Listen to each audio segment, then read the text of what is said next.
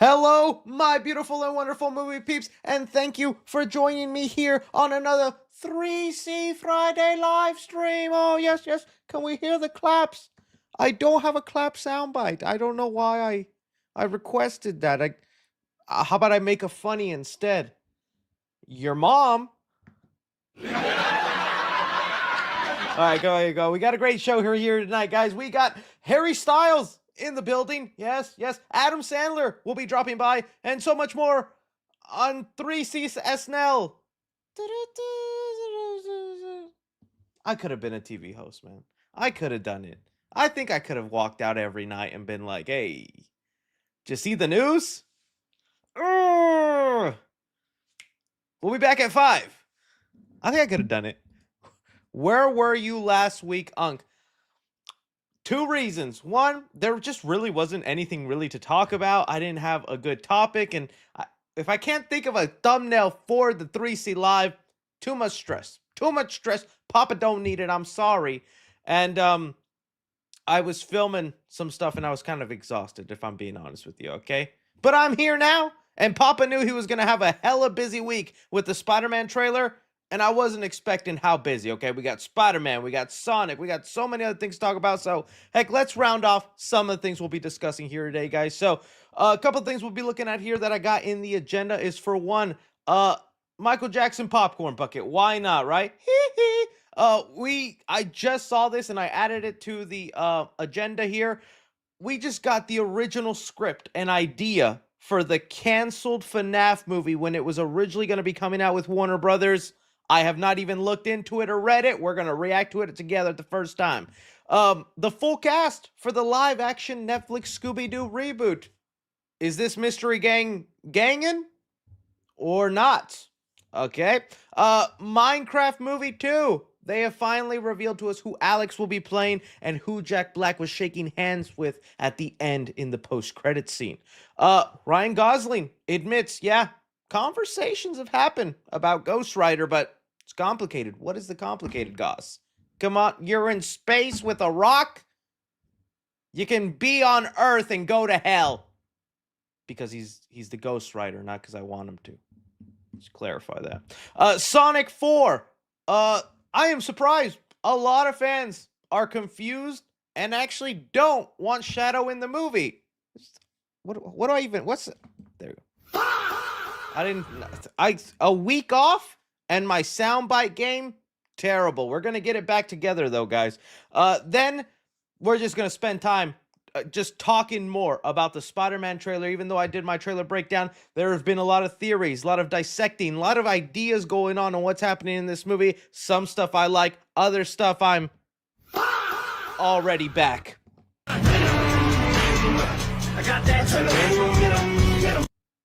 Hey, were you here for that episode of 3C, or did I just make you think you had to call 911?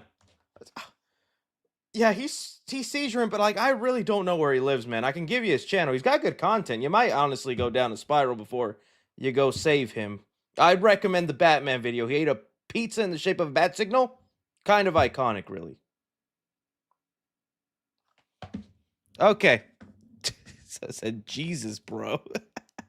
This is what we do here on the 3C Live, man. Has a child, by the way. And what? One day he's going to be next to me here as I pass on the channel to him, and we're both going to be... And I'll be happy to. Who else went to their parents' work? I went to my dad's job a couple of times, so why not have him come to my job a couple of times and let him take over? Be like, son, I'm sick of this. The cringe has been passed on to you. All right, let's just move forward. Someone's in the playback. Someone's already skipped to the timestamp saying that today's intro wasn't as good. Okay, let's move along. I said Michael Jackson popcorn bucket. So, computer, show me Michael Jackson.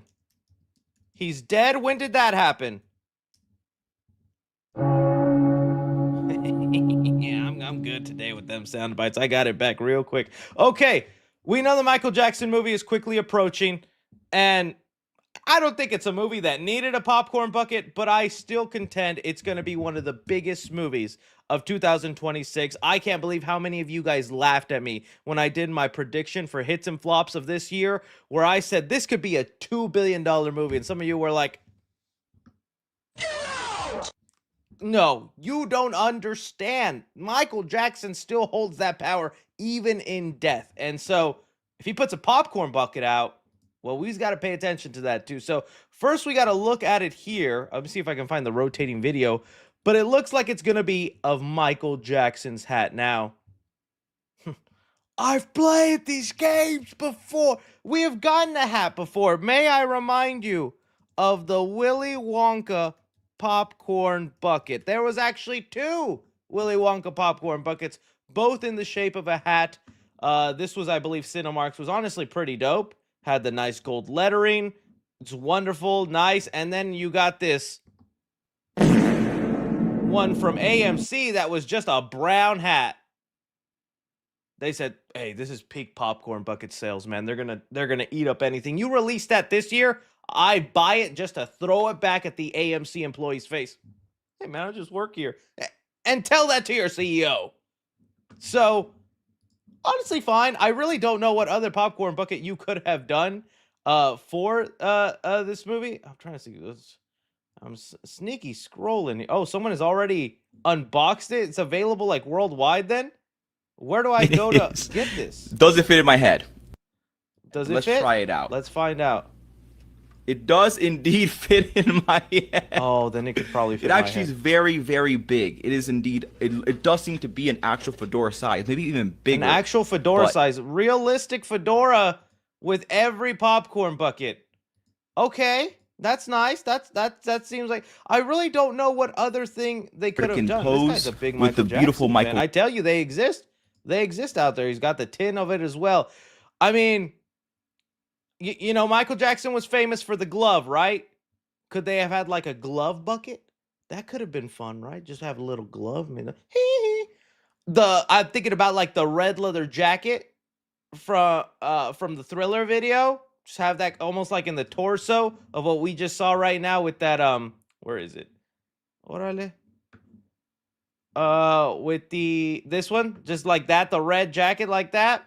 That could have been it. What's the people saying? I was hoping his glove. Yeah, see, the glove would have been nice. I'm trying to see some actual Indiana Jones vibes with the popcorn bucket. I guess if you're talking about the Willy Wonka one or the fedora one. Can you move? Oh, buddy, I wish. All right. Somebody, don't use AI. But if you have to, no, don't. Okay. Can I? So, first with the moonwalk, you have to get a beat going. He always did the thing where like his crotch was on fire, right? He was like, right? He always did that, right? And then I don't have a hat here. Do I have? Oh, I have a Mario hat. I'll use that. Okay. He would flip it, pop it on his head, and then go.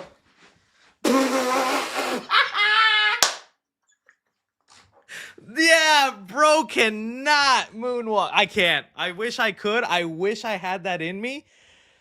Jonathan, we are enemies now. I expect that Marty Supreme jacket back in the mail, dude, because you just embarrassed me.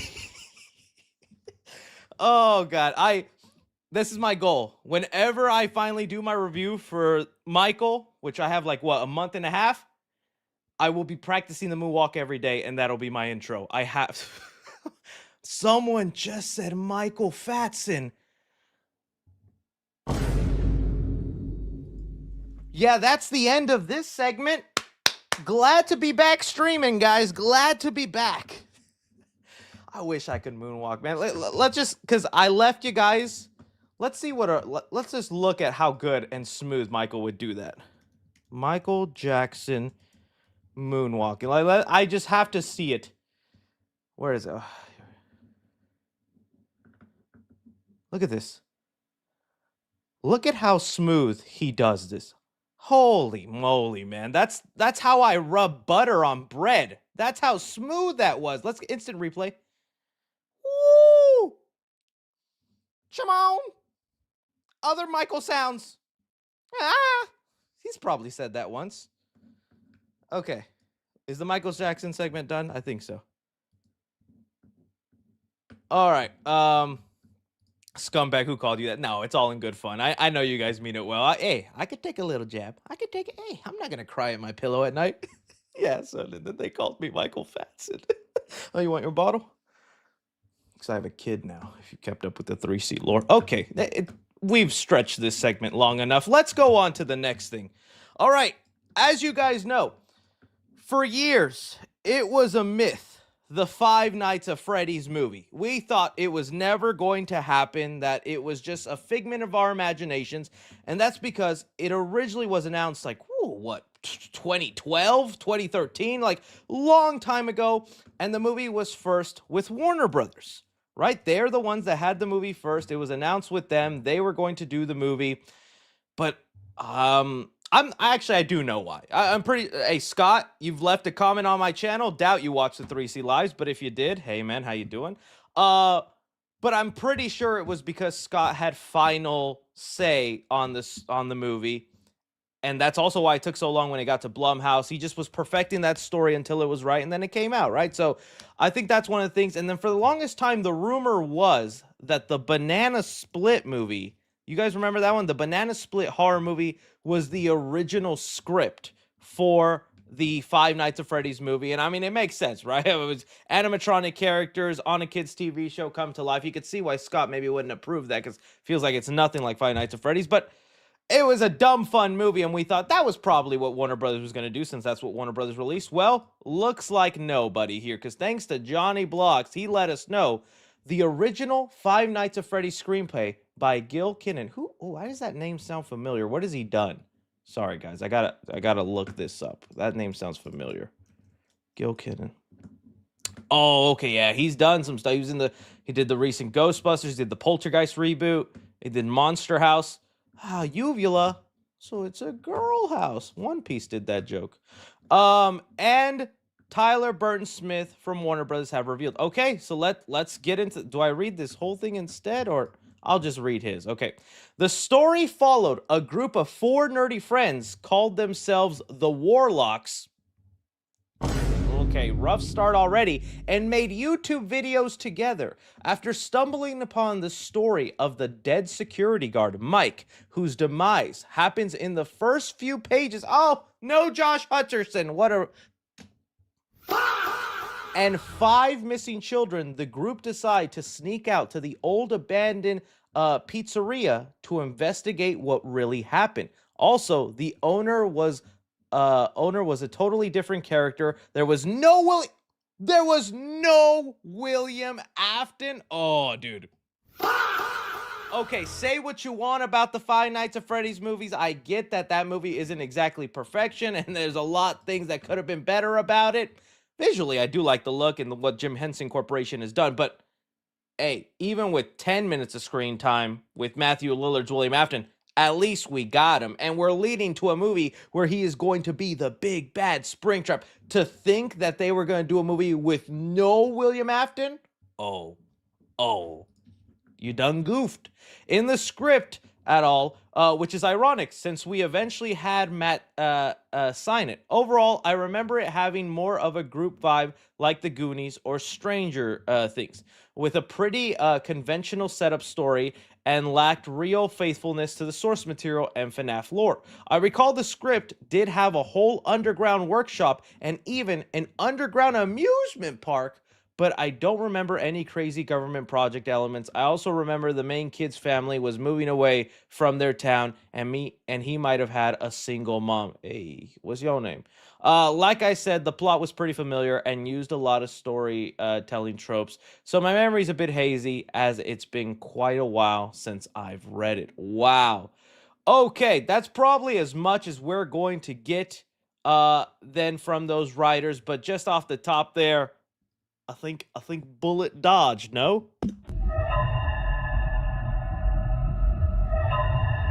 I would say so, man. That's interesting, but you know what? I make fun of it. I say all that, but let's think about franchises that actually went running, avoiding completely the source material. I mean, one that comes right off the top of my mind, and it's about to happen again, Resident Evil. Sure, the first movie and certain plots of the following movies had elements from the games, and they did try going with a faithful reboot eventually.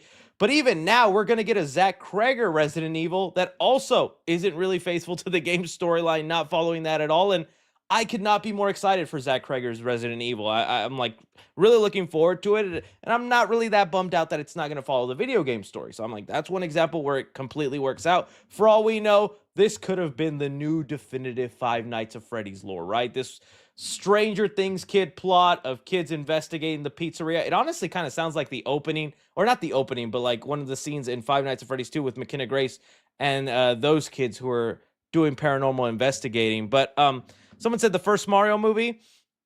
Yes and no. I mean, that whole movie is based on different video game elements. Sure, it's not following like a direct story, but I think if we just made like the first Super Mario game into a movie, probably pretty boring movie. But you throw in some Mario Kart, some Donkey Kong Country. I said Mario Kart. Pardon my French. Some Donkey Kong Country, all these other elements. It made it for a fun time. Dude, Sonic, you guys are right. Y'all are saying in the Sonic literally does not follow any sort of previous video game lore. Now, again, this is a situation where as the movies continued on, yes, they leaned in more into the video game lore and definitely like fleshed out Shadow's backstory, but Sonic movies are beloved. We're on the fourth movie and we're chucking along, and they like a small general idea. Like they just honestly use segments from the games like Sonic 2 and all that stuff. But for the most part, completely made up original story with original characters, right? So yeah, let me get rid of this spammer real quick. Let me get rid of it. Put user in timeout. 24 hours, buddy. I'll see you when you're out of the hole. Okay. So yeah, we make fun of it, but it maybe could have worked out. It is nice to know, though. I always love hearing things like that, like hearing the what if of what we could have gotten. And that's what I would do with a multiverse machine. Some people is like, oh, you go back in time and get the one who got away, or you put all your stock on Apple and become a billionaire. No, I would go to the timeline where this movie that was canceled actually existed and how that would impact our timeline. That's what I think about late at night, okay? You ever think about that? What if George Miller's Justice League came out? What would our timeline look like right now? Because, hey, the domino effect of what happened to Warner Brothers ever since they cut those minutes off Batman vs. Superman, would AT&T still own them? Would anything that happened, James Gunn be here? Like, Back to the Future with the guy they didn't have as Marty McFly when they didn't cast Michael J. Fox. What if they stuck with that original version? What would our world look like? I might not even be a YouTuber because that guy didn't have the Marty McFly sauce. And the Back to the Future is the thing that made me love movies. I could be a sports YouTuber right now. How about that, LeBron James? In this timeline, too far. In this timeline, it was LeBron, not Kobe. Okay. All right, let's backpedal, man. That one went to a dark place. My bad, guys. Unc losing his mind. I'm sorry, guys. It's nice to be streaming again. I just get my funnies out. All right, but no, you guys hear all this about the Five Nights at Freddy's movie that was going to be coming out with Warner Brothers. This was their script. You can see, because I bet you Scott then was there like, this is not the movie I want to make. Why are you guys doing this? Why can't you this? And then they went to Blumhouse, and the rest is history. And we're about to get on to the third movie. So you guys let me know if you would have liked to have seen that version of Five Nights at Freddy's happen. All right. Least we wouldn't get Space Jam 2. See, the domino effects are everywhere. And Space Jam 2 is my highest view video on the channel. My vlog of going out, or no, it's my breakdown of like the Easter eggs. That's a 2 million view video I wouldn't have. That multiverse. I'm telling you, man. That's what I think about at night. All right, let's move on. All right, Scooby Doo. Scooby Dooby Doo. Where are you? All right, as you guys know, Scooby Doo is getting rebooted via Netflix. I'm actually really looking forward to this. I have a lot of, hesitation and worries. Obviously, I have huge nostalgic love for the James Gunn written Scooby-Doo movies with Matthew Lillard, um, Linda Cardellini, Sarah Michelle Gellar, and Freddie Prinze Jr. Love the movie a lot, and I just can't believe Warner Brothers hasn't jumped on with making another live action Scooby-Doo. Instead, they sold a licensing right to Netflix and said, y'all guys can do it. And that's what's happening, right? But yeah, Warner Brothers, do this right, and you could have been making $1 billion easily. Either way, though, we know Netflix is working on it, and we've heard little details here and there. And the first cast member that we got was McKenna Grace, but now they have revealed the rest of the cast. So let's go ahead and take a look at them and see if they are worthy of the Scooby-Doo Mystery Gang name. So I'm trying to zoom in on them with not such a blurry photo. Sorry, guys. All right, so here we have it. The cast. McKenna Grace as Daphne Blake. Honestly, I still like McKenna Grace. It's so funny that now because she's popping up in so many projects, people hate her. Hey, man, can you imagine, dude? Just making it in Hollywood, actually getting consistent job in online's like, I'm sick of her. Okay. I'm still excited for McKenna Grace. I think she'll do great as Daphne. Tanner Hagen as Shaggy. Okay. The rest of the cast, minus Velma's casting, I have not seen in really anything. And Tanner Hagen, I just hope he's got the chops. I think right now he's got the biggest shoes to fill, right? Matthew Lillard set the bar too high. I mean, I think a big reason why so many of us jumped up and down when Matthew Lillard was cast as William Afton in Five Nights at Freddy's, Scooby-Doo Day. Some will say Scream, and yeah, that's part of it, but Scooby-Doo is also part of it. And dude, he's got to have the raspy voice. He's got to have the laugh, all that down. And let's just hope he's got it. I think look-wise, he's got kind of a Shaggy thing going on. I could see that. Just put a green shirt on him, and he's there. Next, we have Maxwell Jenkins, which I'm just going to say, as a Scooby-Doo fan, what a funny last name. Because Old Man Jenkins is just like a common line in the old show. It's like, who is it? Old Man Jenkins. Yeah, I would have got away with it, too. It's just funny. But he's going to be playing Fred.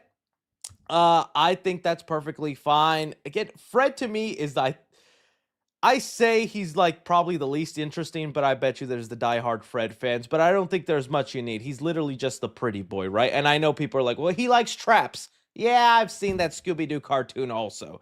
You just needed a blonde guy with a jawline, and they did that here. Now, Abby Ryder Forston as Velma Dinkley. I didn't recognize her right off the bat, but then when I actually looked at her IMDb, I was like, oh, I do know her. She was the little girl. She was Ant-Man's daughter, the original what was it? Is it Kathy? What was it? Catherine Lang? Kathy Lang? The Scott Lang's daughter. And we remember her from the scene where she gets the little doll and she's like, it's so ugly. I was like, oh, great. And I also remember I recently saw her in another movie called Are You There, God? It's Me, Margaret, which, I think it was an awesome movie. It's hard to recommend to most because I know the demographic of my channel, and it's 12% women and the rest men. And when I tell you, this movie brought a tear to my eye because a girl got her period. We're just gonna marinate in that for a little bit. It was a good movie. I recommend it. So I think she's a great actress, and I think that she could pull off Velma Dinkley perfectly fine. And I think it's a good cast. It's probably an okay cast or maybe a boring cast when the internet had nothing to say about it. Am I right? When was the last time a big property, whether it's a Marvel movie, a Star Wars, or this and that, revealed the entire cast and there wasn't some BS woke controversy, right? There was someone going, oh, of course they casted that. This one's gonna be woke. Not a peep of that. Not a single one. Does that mean this cast is boring or there's just not enough history? To me, I don't think it could get any worse than the Velma TV series they came out on HBO Max. I still don't know what they were doing with that. That was awful. Now, the other details that we've gotten about this that I think are kind of odd, there is a report going around of another cast member added on, someone I love, that I love seeing pop up in projects, Paul Walter Hauser, who you guys know in Cobra Kai. He was in a cool Apple TV show called Blackbird with Taron Egerton. Um, he was also recently in Fantastic Four doing the butter me up read. Crazy line. But it's rumored he is going to be playing Scooby-Doo's owner in the TV series. And let me tell you right now, that's what's going to happen to him. The plot of the show is supposed to be about Scooby-Doo, a puppy, witnessing a murder, and then the rest of the mystery gang somehow get involved. They come together to solve the mystery, and it's basically the origin story for the gang. We don't know this guy. He's not usually part of the mystery gang, so if anything, it tells me he's dying, which I think is going to be sad. Right off the bat, they're giving Scooby-Doo a Peter Parker origin, his own Uncle Ben situation. Scooby! Always dooby-dooby-doo. Scooby doesn't have much catchphrases. That's what I could come up with. But that's going to be so sad. And that's like, I don't know if I like it or if I hate it. Because my biggest fear is this just ends up being Riverdale. Riverdale meets Scooby-Doo. And the reason I say that is because Greg Berlanti, who did a lot of the CW shows, like he's executive producer on Riverdale and a lot of the Arrow and the Flash and things like that, I would just hate it if this is the vibe they go with. I know some people would like love it and eat it up. I mean, for one, my lady, she was locked into Riverdale. She hated the show after season 2, but it had a hold on her. She felt she had to watch the rest of the show. And every time I caught her watching, I was like, "You still watch it?" And she's like, "Yeah, it's awful." I'm like, "You know, you don't have to watch it." And she's like, "No, I do." Okay. I don't want that to be Scooby-Doo on Netflix. I don't want it to feel this way. This will be the thing. That would be my biggest fear. I've always said Scooby-Doo should be PG-13 Scream. I also don't want supernatural elements. The plot already confirms there will be supernatural elements because Scooby-Doo witnesses a supernatural murder. I'm hoping by the end of the season there's like an explanation that they go the vibe of like the Scooby-Doo opening with that one ghost. That's what I wanted a whole movie of. Scooby-Doo opening. What was that ghost called? This dude, a whole movie of a guy like this that's glowing, can fly, but then at the end of the movie they reveal, oh, he had balloon pants and he just carried around LEDs in a battery pack. We thought he was a real ghost. That's crazy. Remember the Vulture? Scooby-Doo, what was it? It was the Vulture character? Vulture in Scooby-Doo 2. Vulture. What is that? Whoa, I forget the name of it. Scooby-Doo 2. Vulture. Yeah, what is this guy? Jonathan Jacobo. This guy. Let me see if I can. I want to see his actual costume. It was crazy. I was like, people laugh at me. I would honestly rather get that as a Scooby-Doo villain for a season. Jonathan, come on. Where is it? Sorry, guys. I'm trying to find it. His little vulture costume was crazy to me. Let me see if I can go on YouTube. There we go. Okay. So we had this. Okay, they're about to play it. They flash back. Just a regular day. Dude, yes. I want that. I don't care. I don't care. I want this. This is what I want. Sure, Scooby-Doo 2 is cool at the end of the movie with the little black goo monster and all the other things. And Scooby grabs the little rod and goes, Scooby, Scooby, goo. I want this. I want random creepo in a good in a crappy costume stealing money and the mystery gang having to solve it. Am I alone? This is what it needs to be. Get rid of all the supernatural stuff. Because I also feel when it becomes supernatural, you kind of eliminate Velma's purpose in the entire gang. Hey, stay with me here. Velma was the straight shooter in the cartoon. She was always the one where everyone in the gang would be like, it's a ghost, it's real, it's happening. And Velma would always be there to be like, oh, this is phosphorus powder, and if you mix that up, it can glow and cause... That was her whole thing. Velma was there to uncover the truth, show the reality, bring science when there is no reality, there is no science, and it is actually a supernatural ghost. Velma's purpose on the team is lost. Someone just said 2 out of 10. Sorry, bro.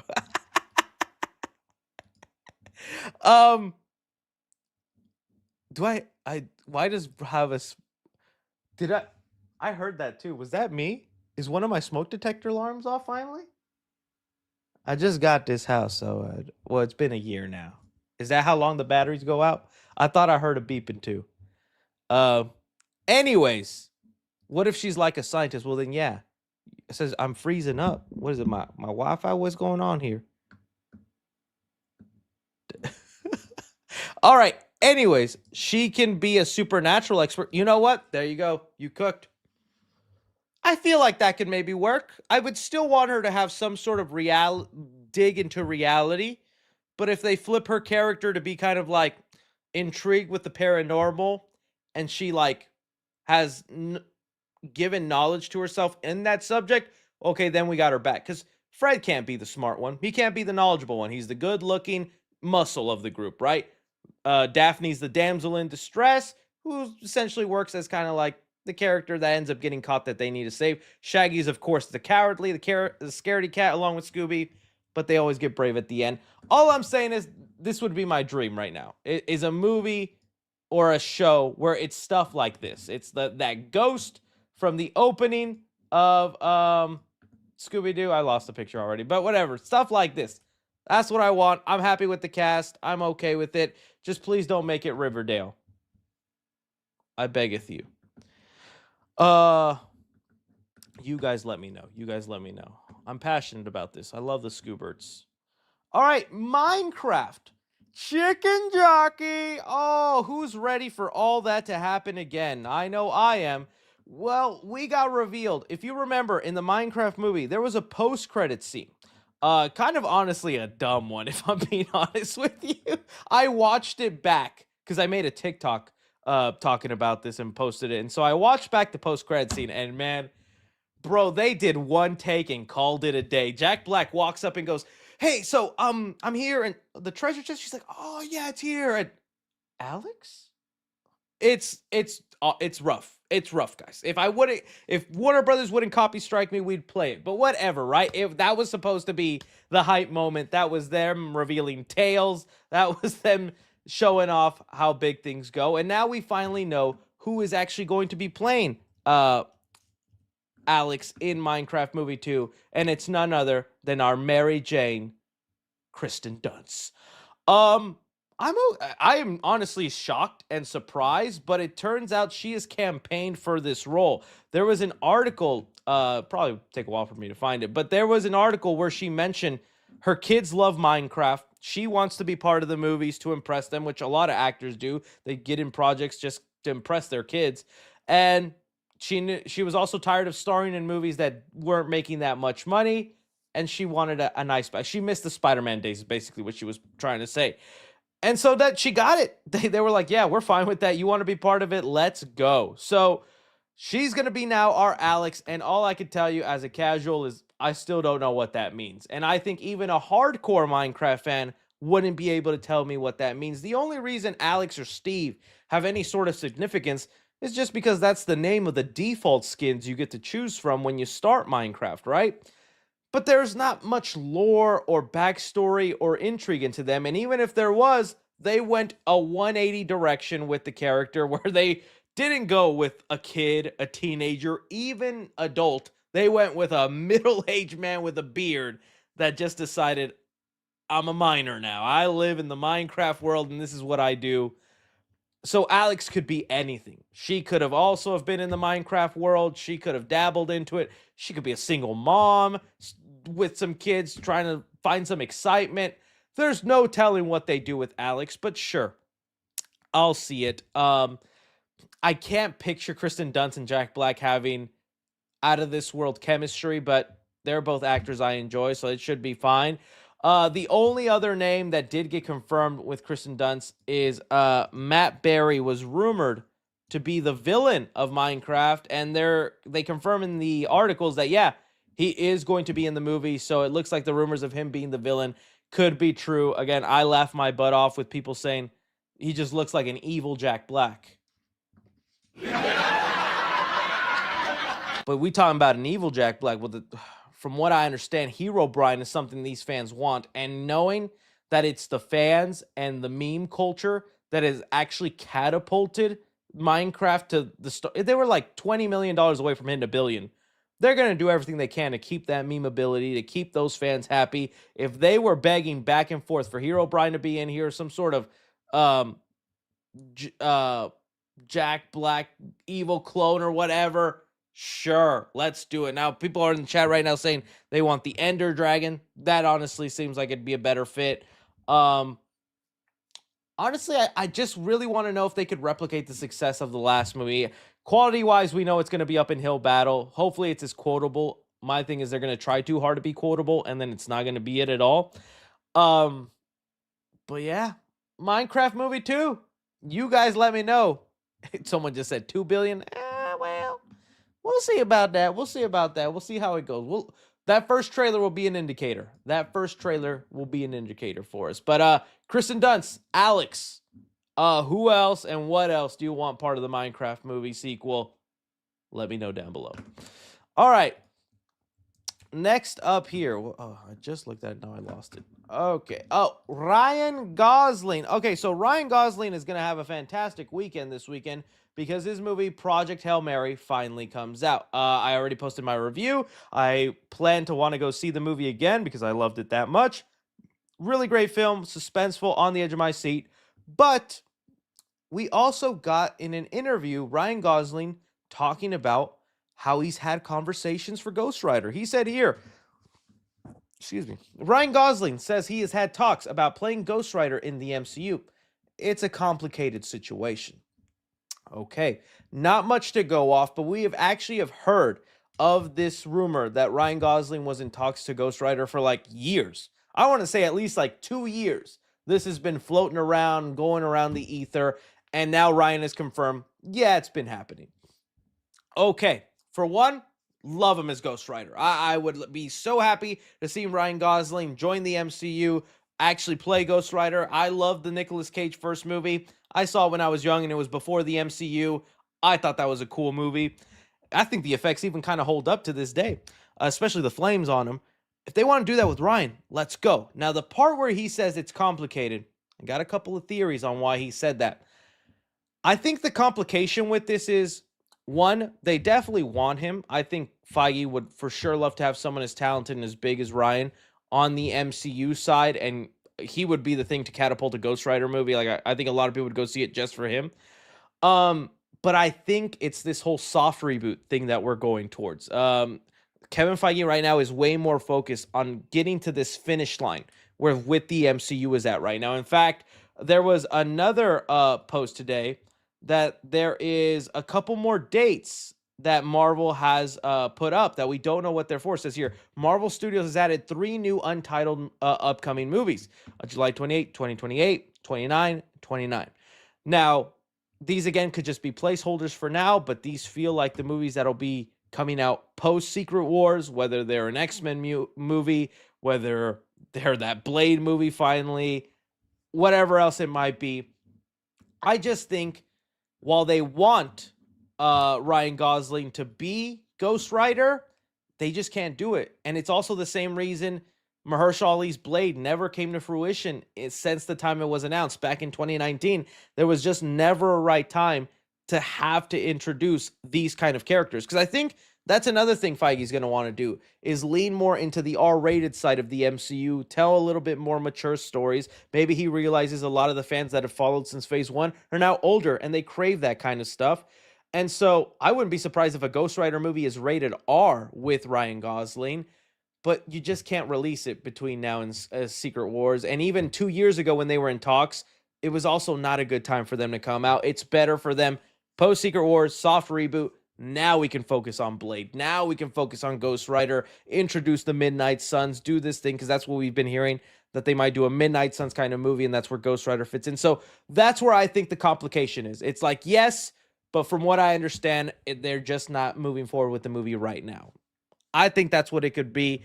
Especially also with Nicolas Cage having not yet cameoed nostalgically as Ghost Rider, which I think they got to do, right? No, they got to do it in Doomsday or in Secret Wars. And just like they did with Wesley Snipes in Deadpool and Wolverine, it'd be weird to introduce a new Blade and then be like, oh, and here's the old Blade. As he says, there's only ever going to be one Blade. Jive Tucky. So I think that's where they go with it. You guys let me know, what do you think the complication is? Hopefully it's not a rights issue. I would hate for Ghost Rider to be another Hulk situation, another Kingpin with the movie situation, because we've recently heard Kingpin can't show up in the Spider-Man movies for rights reasons. And it's like, I'm tired of rights problems. They should just be able to do it. You guys let me know. Okay, Sonic 4. All right. So as you guys know, we finally got our first teaser trailer for Sonic Movie 4. I was shocked about it. I also see a lot of people get mad when I call it Sonic Movie 4. Hey, that's just what the social medias call it right here, buddy. Sonic Movie 4. It's the thing that people search up in CEO. Sorry if it annoys you. I'm going to keep doing it because I need them clickety clicks. All right. But along with this, there was some big reveals. To me, I was just happy that Jim Carrey is coming back. I'm like, yes, good. A fourth time with him. Let's go. I can't wait to see what he does.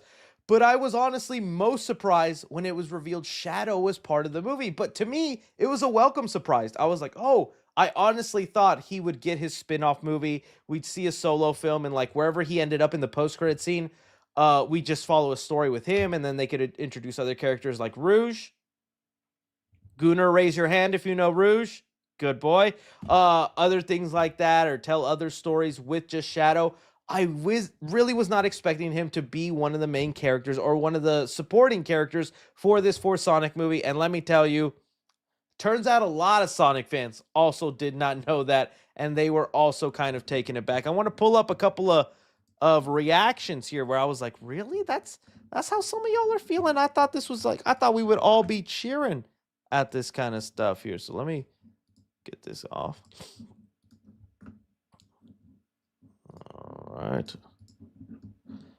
All right, there we go, gang. Y'all should be able to see that. Okay, good. All right, so when looking at it here, so we had that, and we had someone say, I do not want Shadow to be included on the plot, but I guess, man. Someone else here says, I hope he has nothing to do with the main plot and is just occasionally cuts to him fishing with Big in silence. So it's like, yeah, he could be in the movie, but we don't want him to be part of the big story. And that's 27,000 likes. I'm like, what? That many people don't want. And then we even had someone counterbalancing that going, some miserable Sonic Twitter user will try to tell you that this is a bad thing.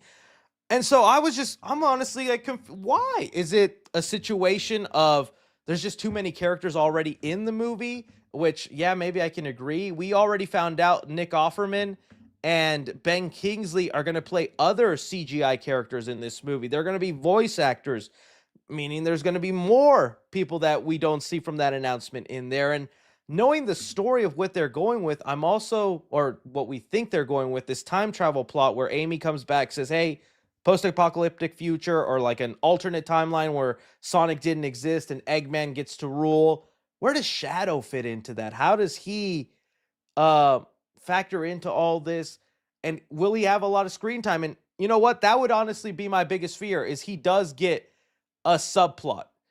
Think about like the subplot in Sonic 2, where the human story is about them going to a wedding, while Sonic's on this adventure and crusade to save the world and all that. We're cutting back to this wedding and secret agents and all that, and we're like, oh my god. Can you imagine if that's like something that Shadow goes through? He has like that kind of a subplot. I would hate it. To me though, I'm most curious about this other Sonic movie that they had announced. So here, let me see if I can, or actually I think oh yeah, I got it over here. This other Sonic movie that's supposed to be animated, because I'm wondering if this is connected to this universe. Is this a separate thing? Where does this fit in? They have us here. An event movie in the Sonic universe will release in December 22nd, 2028 in theaters. Okay, so it's not an animated movie, it's an event movie. My money is again that Sonic 4 is going to end on a cliffhanger, and it'll actually end up being a two-parter that will conclude with this, and I feel like this makes it pretty much confirm a year apart from one another, because we have here in March 2027, and then a year and some months later, December 2028, we get another Sonic event movie. So it feels like Sonic 4 is going to be Doomsday, and this film is going to be Secret Wars for Sonic or something like that, right? But still, again, I was just surprised. I'm more curious if they can handle all this. Is that time travel plot going to work? How much of Jim Carrey do we get? I still can't believe he's the villain for a fourth time. You guys let me know. You guys let me know.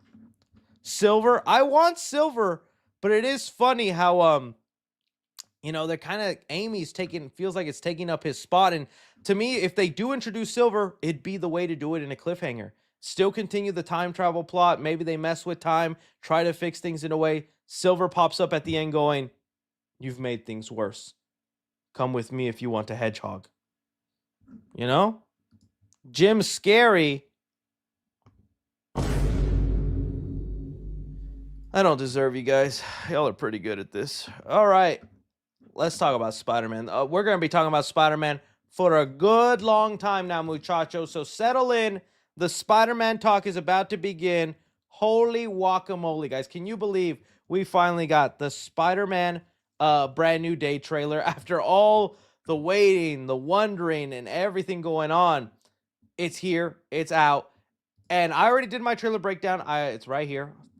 Nice little thumbnail for you. Please check it out if you haven't already. I cover a lot of the main stuff. But even then, now that people have time to really look at every frame, dissect this trailer as much as they can, there's a lot of theories that have come up, and I thought, well, let's just dive into them, see whether we like them, we not, and what goes on with it. Okay, so let's start off with one of the first big ones. Okay, I like this one, and I didn't even catch it, and man, that's how you know. So there's this shot in the trailer where Spider-Man is going and fighting the Hand. Now, a couple of interesting things with this shot.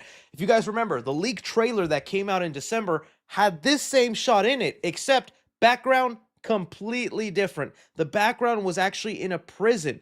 And we do see in this trailer, Spider-Man fights the Hand in a prison.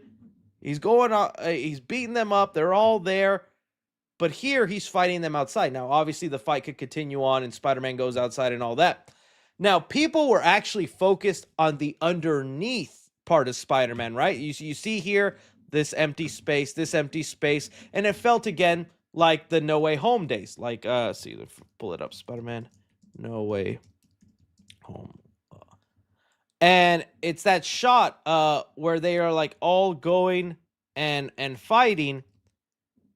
See if I can pull it up here. This one, right? And you have the spider people on the other side, and they're jumping towards them and all that. And we know in the trailers back then, oh, see, this is the trailer shot. It's just Spider-Man, but we had Toby up here, Andrew down here, all that stuff.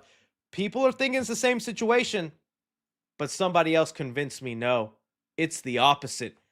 I don't think there actually is anything here, and it actually is the Hand that isn't supposed to be here. Fans started theorizing that what if instead of the Hand jumping towards Spider-Man, it's actually the Hulk.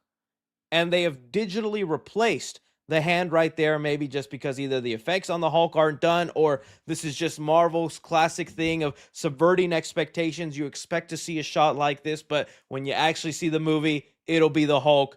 Ooh, all right, let me tell you, I like that. I like that theory, and I'm giving it a 9 out of 10 and hoping it's real. I am shocked that they didn't go through with that. Maybe they're trying to save a lot of the Hulk stuff for later trailers, because I still think either trailer 2 or the final trailer, they got to show the Hulk hulking out. You don't just show Bruce Banner as part of this movie and don't show the Hulk raging, or at least a sound of, right? You got to do that at some point, because that'll hype people up. A final shot like that, Spider-Man going and fighting the Hulk, kids who grew up in the 2000s, their minds would blow up. So I like that theory. I think that's actually what's happening. So I don't think there is anybody under here. I just don't think it's the Hand and it's Spider-Man fighting the Hulk, because we know he's got to go Hulk at some point. You don't just put Bruce Banner in this movie to not let him Hulk out. So I like that theory. The next one, I hate to admit it, because I think you guys are probably right.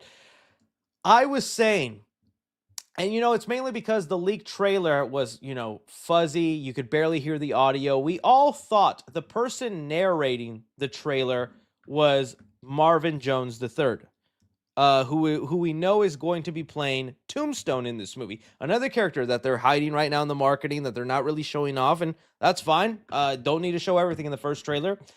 And, I'm not familiar with the actor. People have seen him in Black Lightning, and so that's why it didn't catch my attention at all. But I thought, spiders have 3 life cycles, and there's a rebirth, all those lines.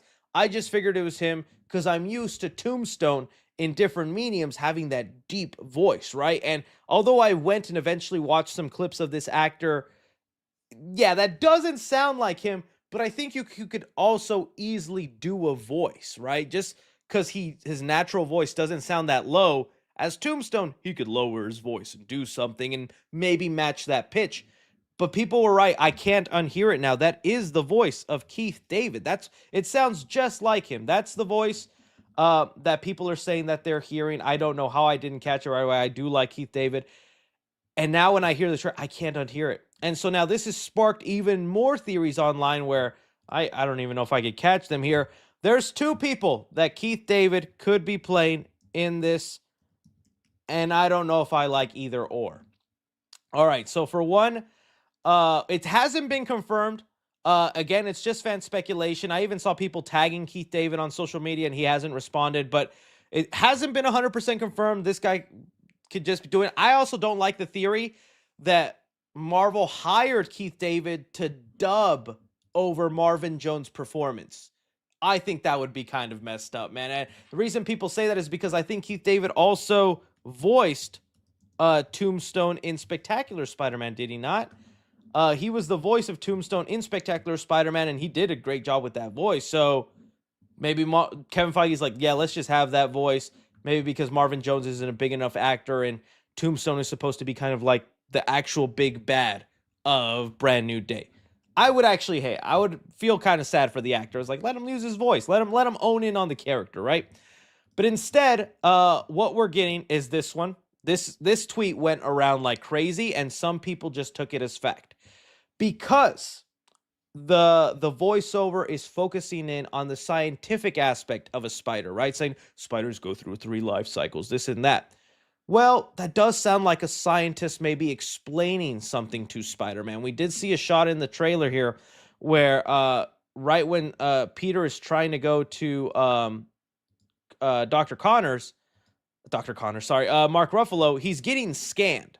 This could be happening at Empire State University. Maybe they have some sort of genetic scanning machine, and and Bruce is just getting one of his other colleagues at the university to help him out, and that could be Kirk Connors, right? And he would know a lot about different species, animals, genetic mutation, since he would probably be obsessed with trying to regrow his arm and that genetic thing, right? This could also just be the Department of Damage Control. This could be a facility there, because we see a shot where Tremel Tillman is talking to Spider-Man.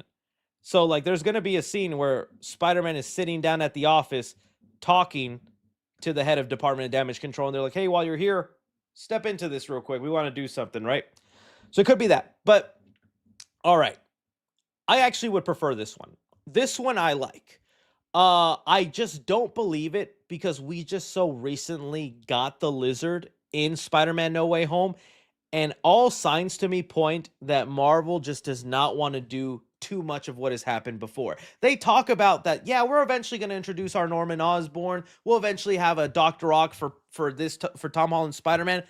I don't know how much I believe that, because every movie they just do something so completely different that hasn't been done, and they ignore a lot. Like, even Uncle Ben can't even be talked about because he was something done in the previous movies. So that's why I don't believe it, but man, it'd be awesome. And I'd even be okay with it if he doesn't end up being the Lizard, and it's like a Spider-Man 2 situation where we had Dr. Kirk Connors in Spider-Man 2 and 3, but he never Lizard out, right? He's just a character there that helps out with stuff. Okay, the other one, which might honestly be the more likely choice here, is Miles Warren, aka the Jackal. Okay, guys.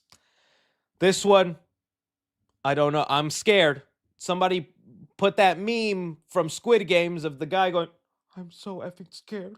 That's how I'm feeling with this right now. If you don't know, Miles Warren plays a character known as the Jackal, and he's had kind of a controversial history in Spider-Man comics, mainly because he's responsible for the thing that leads to one of the worst comic book storylines, or the ones that a lot of comic fans hate, and that's the Clone Saga. He is uh Miles Warren is a genetic scientist. He also is a professor at Empire State University. That's in the comics, and that's literally where Peter is at when he's talking to Bruce Banner.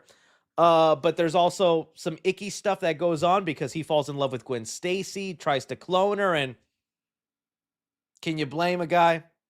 I mean, if okay, I'm not the Jackal, he is, remember that. I don't know how to feel about that. This to me is exactly what I meant about Marvel so desperately doesn't want to retread. It's so funny that Robert Pattinson's Batman is about to come out with its like third, fourth reboot, and we are about to get Two-Face for the third time. We had him as Tommy Lee Jones in the 90s. We had him in the Dark Knight trilogy with Christopher Nolan, and now we're about to have him with Matt Reeves. DC has no problem getting to the iconic characters, but MCU Spider-Man, no. Norman Osborn can only be used in one trilogy. Sorry, that's it. Now we're killing him in Andrews, and we're not talking about him in Tom Holland's. So it feels like they need that sort of Norman Osborn-like replacement of a scientist that could be responsible for a lot of dastardly things. You know, in Amazing Spider-Man, Oscorp was the thing where a lot of the villains were getting their origin stories, right? Like Electro, Goblin Jr., things like that. I feels like the Jackal could end up being that, right? He could be that. And this is there where, although I'm being negative, where I want to backtrack a little bit. Spider-Man Brand New Day is about to adapt one of the most controversial, well, not most controversial, but is one of the least popular Spider-Man stories of the other going through a cocoon, having this man-spider transformation and getting organic web. I would be okay with in fact, they also adapted a controversial story in No Way Home, which was the One More Day storyline, where Peter makes a deal with the devil in the comics so that Aunt May can live, but then everybody forgets his identity, and then he loses his marriage with Mary Jane and all that. In a sense, that's what No Way Home did. They adapted that storyline. He made a deal. Well, he did a spell. MJ forgot him, and we got rid of that. I actually would be really open to Tom Holland's Spider-Man adapting the Clone Saga. I'm not saying they would do a good job. I'm not saying that it would be awesome, but I'm willing to see them cook if the Jackal's introduction in here leads us into some sort of Clone Saga. Because why not? It's true. We are on the 8th live action Spider-Man movie, 7th Spider-Man movie. As much as I want my Doc Ock, my Norman Osborn, my Electros, all that, at a certain point, you're just retreading storylines, you're repeating stuff over and over. So maybe it's a good thing the MCU is willing to try these obscure storylines and be like, hey, could we turn this storyline that fans hate into something that they'll love? A lot less pressure, right? If you adapt something that fans love, there's going to be like, oh, you better do the story exactly. You can't change anything or I'm going to be pissed. If you do a story fans hate, it was like, oh, you could only go up from here, Feige. I think that's what they could do. So we could have I'd be willing to see it. I'd be willing to see how it happens. So interesting, but we still don't know if that actually was Keith David in the trailer. We'll find out. All right. Yapped enough about that. Okay. This isn't more of a fan theory, but more of a question. I feel it's pretty much confirmed at this point that Sadie Sink is Jean Grey. And when I said that in my trailer breakdown, ton of pushback, ton of people going, no, shut up, your mom. And I was, what, why? It's like, it makes no sense. And I agree. It is kind of a random, weird way. I'm willing to see the movie cook and see if they actually make it work. But a lot of the pushback was, well, if that's Jean Grey, why is she doing evil things? Like, we assume she's the one that is actually manipulating the lady in the tank, which is so funny. She's the one driving it, and she shifts to this guy, shifts to that guy. To me, it's not that hard to understand why she would be put in a position where she has to be villainous. In fact, I was watching fans talk about Peter now is put in a really good spot. Well, he's put in a tough spot where Jean Grey, being good or evil, is now up to Spider-Man. Because right now she's in a spot where she is being held captive in this facility. It looks like they're locking her up and that they're like experimenting on her, trying to figure out how her powers work, how they can use them to their advantage. And I mean, so why wouldn't Jean Grey use her abilities to manipulate a tank to crash into this facility and let her out? That makes perfect sense to me, right? I mean, you think about Magneto's storyline in the X-Men, right? Where he was a victim of the concentration camps and prejudice over his race being Jewish, and the reflection of that as a mutant now, because then in the future he's prejudiced towards mutants and people want mutants dead, so Magneto goes evil. I feel like this could be a slightly similar situation with Jean Grey. So that's how I see it, and that's why I think Peter will be important in showing Jean maybe the good in humanity, putting her in a better path, and then creating that friendship for the X-Men. So to me, it doesn't really seem all that weird that Jean would be acting a little bit not evil, but I guess bad, you know? So you guys let me know on that. Next up, okay, this is another one, which we've already talked about. We know it's coming, but Man Spider. I just still don't know how to feel about this, guys. I really want to be as positive as possible and just enjoy a Spider-Man movie because, hey, man, I see the way they be roasting soups for the negative things he says on Tom, so don't come after me, Tom heads. But no, you guys know I've been open about my complaints with the John Watts trilogy, but I don't hate Tom Holland. But they always end up doing something in the movies where I'm like, so close. I almost loved your movie until you did that storyline, until you did that plot point. It's like I always feel, and to me, Man Spider is that thing right now where it's like I'm trying to convince myself it's okay. Man Spider could actually be cool, Chris. Like they never done it before. Wouldn't that be a sick visual to see Tom Holland get 4 limbs and fight people? That's not weird at all, right? That's gonna be awesome. That's how I feel, man. That's how I'm feeling with myself, and that's where people were also bringing up this situation right here. There's people who think this moment where Tom is fighting the ninjas right here. People think in this moment they have CGI'd out his extra arms. That in this scene, Tom Holland will actually already have the extra limbs, that maybe even his head already looks a little bit like a spider, and maybe that's why they didn't CGI on the mask and all that stuff.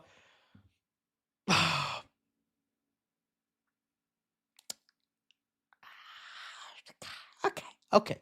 To me, the way I would have wanted Man Spider to kind of work is if it was a dream sequence. If it's a dream sequence, I will accept it. I will be like, okay. Heck, if they even use the spider, let's see. There was Spider-Man Homecoming had some concept art of a similar like dream sequence Peter was gonna have, but I guess they scrapped it from the movie. Giant spider concept art.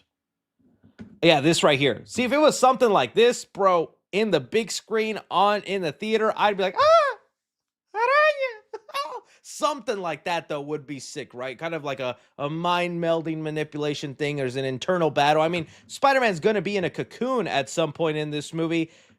Bro's not going to be in a cocoon for 30 seconds. He's going to be in that cocoon overnight. So we will probably see him, have a bit of a dream or something. Look at the nips on Tom, dude.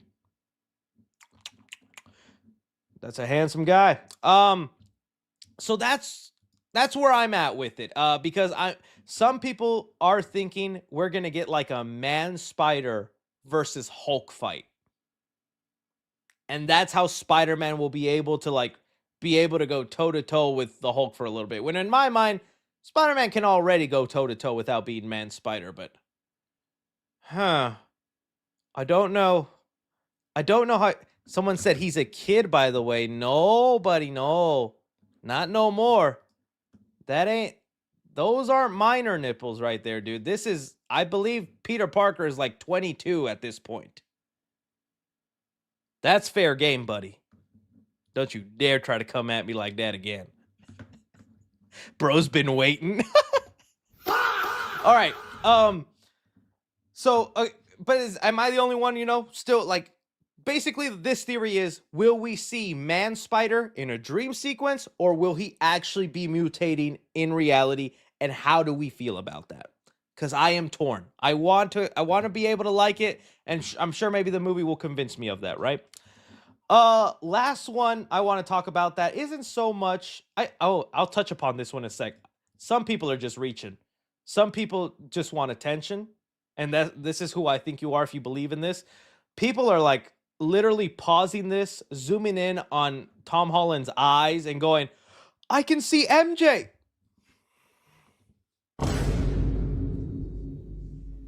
Hey, I'm Spider-Man Glazer all day, every day, and I will do anything to clickbait out a title, a headline for a YouTube video. You do not see no MJ. You don't see no Venom eyes in there. Stop it.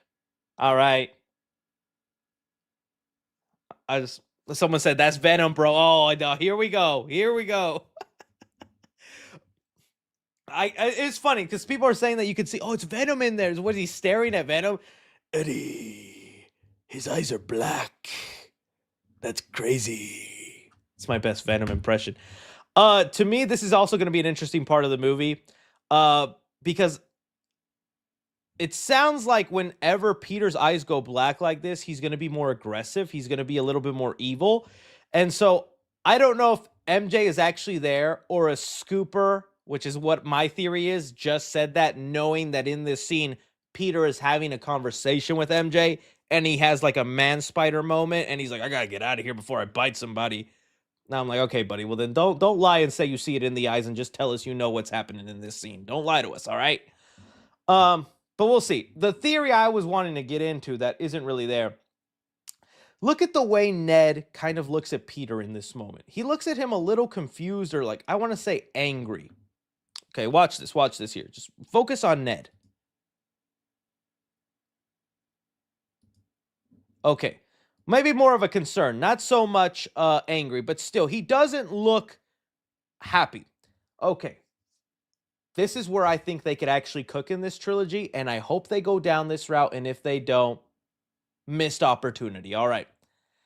I think we will get a full circle moment to the joke in No Way Home, where Ned hears about Harry Osborn in Andrew Garfield's universe, in Toby's universe, and he turns to Peter and says, "I promise never to try and kill you." And it's like, oh, that was a funny moment. The setup has never been more there. I like that some people think in this time, Ned has maybe secretly fallen in love with MJ. That Ned maybe has a thing for MJ. They're roommates. It looks like they live together in this apartment, and Peter does live near them or whatnot. And maybe Ned's intentions are pure and he truly is a friend, but I want to think Ned actually has developed a crush on MJ over the years and is maybe working his way up to, admitting it to her, talking to her about it, something like that.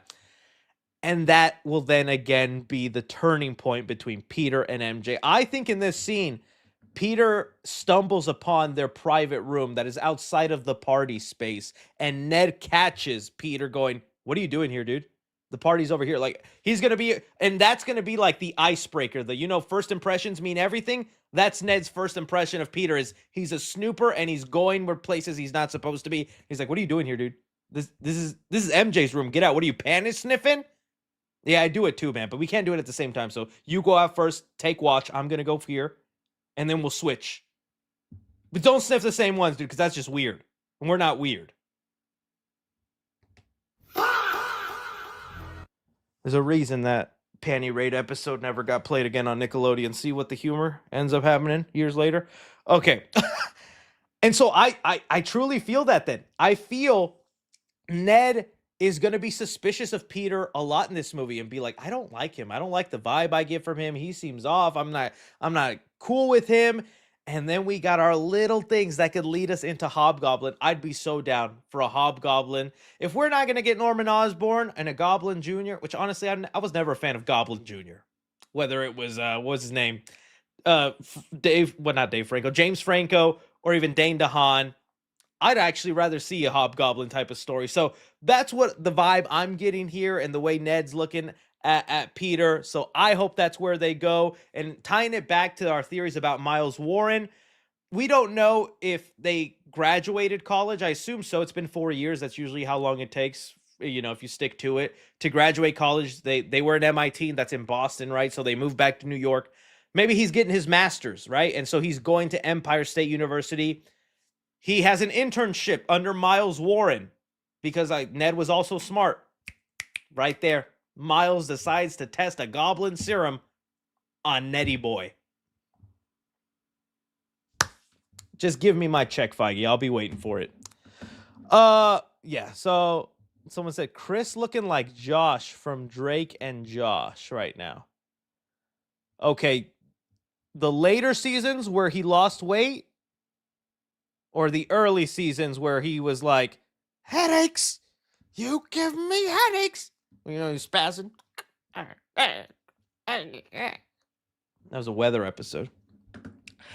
So all good stuff here, man. I could honestly still go on and talk about it. Those are kind of the biggest theories and things that were going around that I still wanted to touch upon here with Spider-Man Brand New Day. I cannot wait for this. This movie is gonna be so good. Sorry, I just lost my little window. Where'd that go? I just lost my window. What? How did that even happen? Okay, sorry about that. You guys let me know what you think of, your theories, your thoughts. What do you think of the Spider-Man trailer? And if there's any other theories that you caught that I might have missed, I'd love to hear them down below. Someone said classic Drake. All right, now I like that. I like that. That's a good one right there. All right. Oh, hang on. I didn't put the sound on.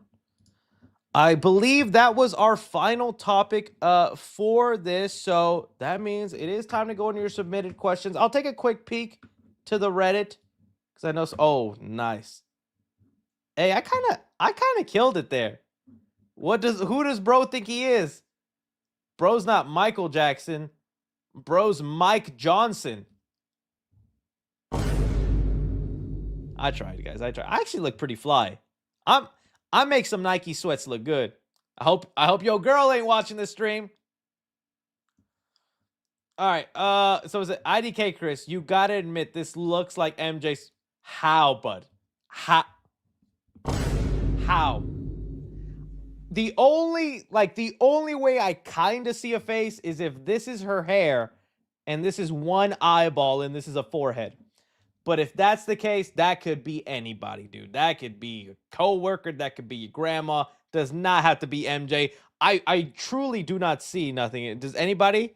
That's her. Who? How? Okay, I need somebody to like do the put an MJ photo on top of how you see MJ, because I truly do not see it. I just see a blob of red and black, dude. That's not MJ. I'm trying, dude. I truly am trying. Oh my goodness. What is this? Spider-Man New D trailer. It was interesting. Oh no. God. Oh Lord. Hey. You laugh, but that actually kind of looks like my sister. Oh my God. Hey. Don't goon me up with your web, kid.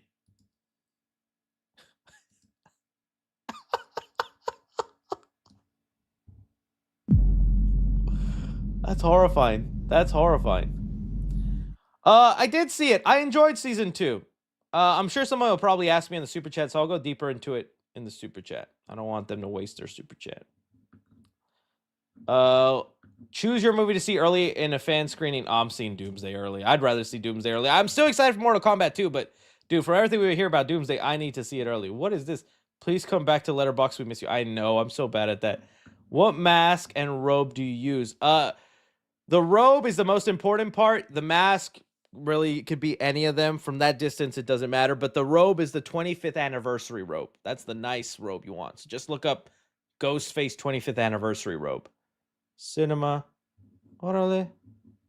What is this? Dora the Explorer is a lot like McDonald's and porn.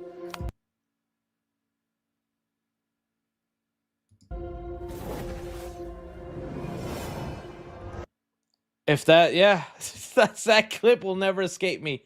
What is this stream? Reed. Butter me up, Reed.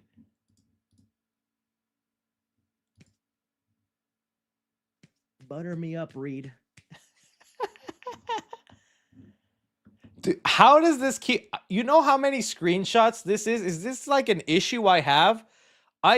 My TikTok comments sometimes are filled with photos like this, where I guess I mid-speak, or I think it's because I do the cartoonish thing of like turning my eyes back when I'm thinking. Like if my eyes are going to my brain going, you guys got anything? You got okay, I'll tell them that. All right, so basically what I think. So, who is under bro's desk? I'd rather jerk off. What? I'd rather jerk off. Okay. Spider-Man. Hey, that's Andrew Garfield right there. We need to go, okay? Just talk to her, bro. Good one. Good meme. Oh yeah, the Coco. Nice. We got an official release date on that. Still 2029. Aang movie. There's not going to be any more after this. We don't want there to be a Scream 4 and 5 and 6. There's not going to be any more. There will be. There will be a Scream 6, 7. Órale. All right, that's enough of the Reddit. I truly don't think going on Reels is a good idea. You guys spam it every time. I will still limit it to only 3 Reels. You guys loved it so much, but it's just like, it's just never a good time. It's such a risky thing to do, but you guys, you convinced me. We'll leave it to 3. Also, fair warning, because I don't know how to turn down the volume on this. Well, maybe I can. Let me see. Let me see if I can actually do it here. Oh my goodness. What does that do? Nope, that's not going to let me. All right, we'll try and... Okay. All right, guys. So, fair warning. As always, it gets loud. I don't know how to turn it down, so let's see. Is there? Okay. All right. Here we go. Let's see what we got for y'all today. Oh Lord. Please forgive me. I won't have the chat here. All right. So let's just hit it. Already diabolical. I don't recognize her. I have no idea who that is. Never seen her in my life. Straw Hat, you commented on her, dude. That's...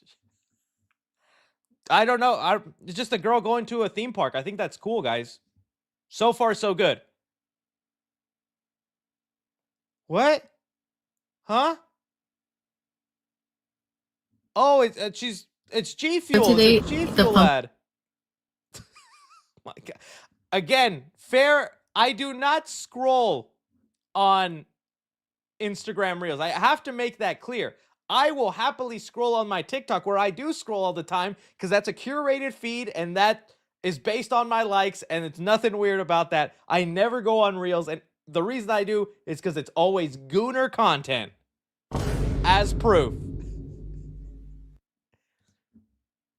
Okay. Oh my, what even is this, dude?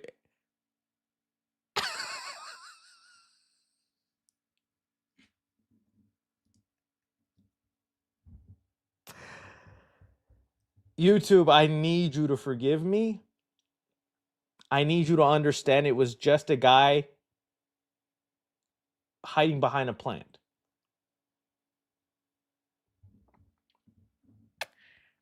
We're going to do 2 more. And even then, that shouldn't be enough. We know what you are. I hate you all. All right. Okay, Bride of Chucky. Oh, wait, no. I don't know. Hang on. It could be the scene where they show Tiffany's bajongas. Horror Nights. Okay, I'm cool with this. That'd be fine. I like Bride of Chucky. Okay, good. That's, hey, first good one. I guess I actually do have to do that for my son. I do have one of those. Bro threw his kid away. See, that's not that bad. That's a good one. That's funny. It's as a parent, it's relatable. Last one. Okay. Bro, don't tell me he smacks. Oh my gosh. What is...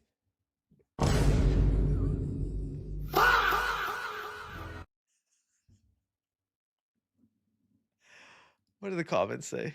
When the President Trump inspects the troops, he thoroughly inspects the troops. That's not AI, dude. I think that's real. Yeah, that actually happened. You know, funny thing is, it could be real and nothing would happen from it. That's where we're ending from it. Okay, guys. The real segment is over and we are never doing that again. Oh my goodness. Please forgive me. Still love me. What was that? Oh man, let me get... Always forget to add the sound. Okay. Let's go in. All right. Let's start off with the first thing here. Who would be your dream cast for DCU Justice League? Superman, Batman, Wonder Woman, Green Lantern, Flash, Hawkgirl, and Martian Boy Hunter. Why is he a boy hunter? Superman, keep David Cornsweet. I still like him. I think he's good. Batman, Jake Gyllenhaal. Batman, Jake Gyllenhaal. Wonder Woman. That's a toughie. That's a toughie. The girl who was in Moon Knight. I can't think of her name right now, but I thought she was good. Sure, let's have her be Wonder Woman. Flash. I like Dylan O'Brien. Let's make Dylan O'Brien Flash. Which Flash? Let's just still do Barry Allen. Why not? You want him to be what's the other one's name? Wally West. Let's dye his hair orange. Hawkgirl. I'm not gonna say no to Isabella Merced. Shadow and I have one thing in common, okay? Martian Boy Hunter. What is boy? Why not Manhunter? Idris Elba. Just because I like that deep voice on him. Or the Allstate guy. Either or. Either or. All right, let me see here. Sorry, guys. I'm trying to pull up. Do you love the way I do it? I do it. Okay. Jason might come to Dead by Daylight this year. Hey, awesome. It's probably going to be the Jason universe, Jason, but at least it's a Jason, right? Sonic 4 or Godzilla X Kong Supernova. Ooh. Okay. That's tough. So far I haven't seen, well, we really haven't seen footage of Sonic 4 either. I just know Jim Carrey's in one movie and he's not in the other one. I think right now I might say Sonic 4 purely for Jim Carrey. There should be a category for best voice actor actress at the Oscars. I wouldn't mind that. I would like that. My thing is, how do you categorize that? How do you, I guess there is a way to go about telling which was a better or worse performance. But then again, also, a lot of the times it's just actors doing their own voices. So what would even, like, would Chris Pratt's slight, Brooklyn accent qualify him for an Oscar? Or would something like Keegan-Michael Key as Toad, where he actually sounds, or Yoshi, Donald Glover, where they sound unrecognizable? How would you categorize that? Or do that? Yo, Chris, did you see the official chapter character design artwork for the Avatar Aang movie? Yeah, I did see that going around. They look cool and older. They look cool and older. I still am just sad for the fans that that's going on Paramount Plus. Hopefully they work something out where they can get it in theaters, even if it's a limited release for 1 week. And I know a lot of fans would be happy to see that going.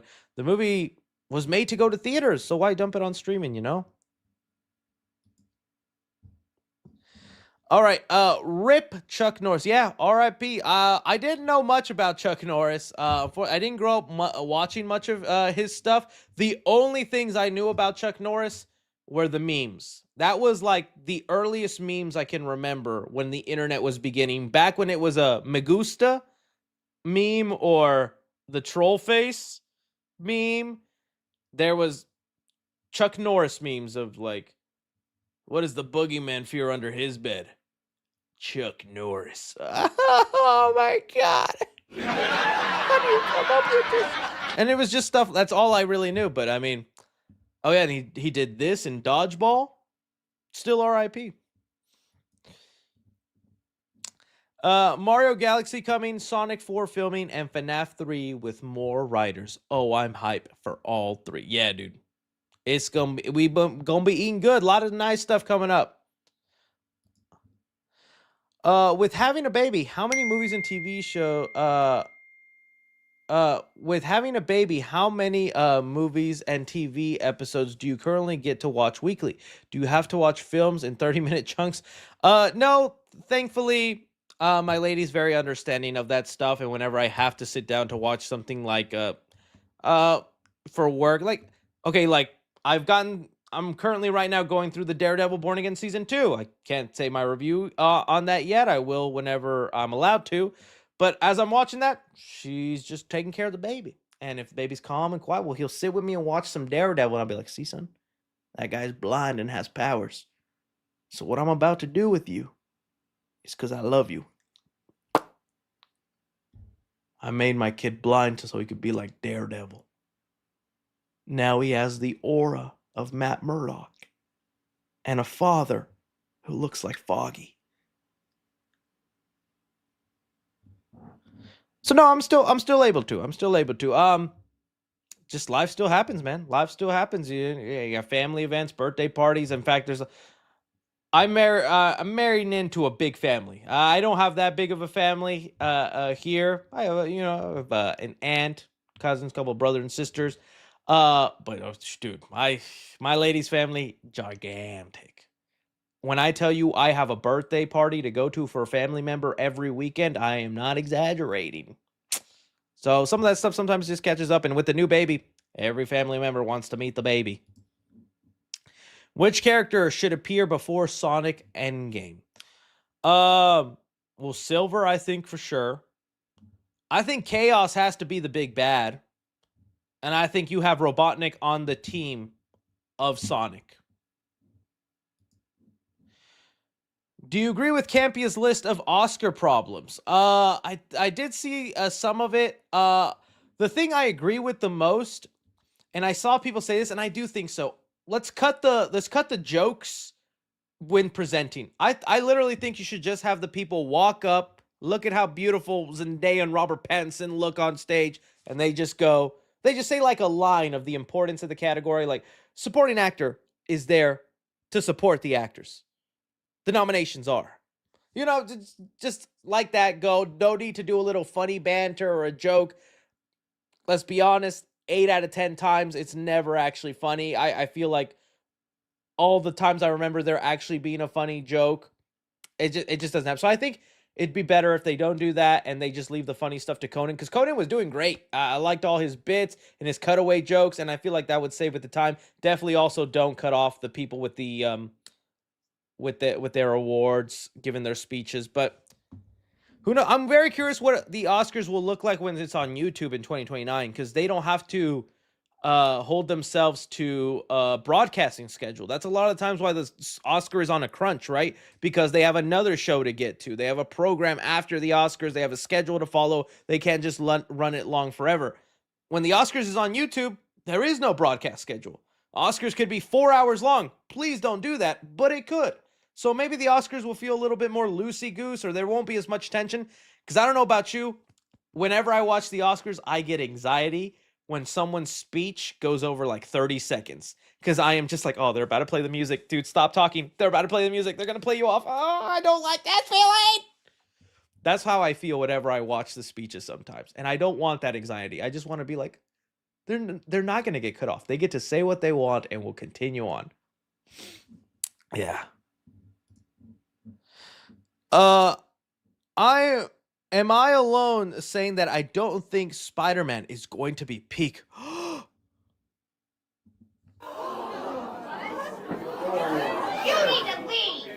The big thing for me is the CGI. I know it's not a final product, but the Dune movie does come out until Xmas, and that looks amazing.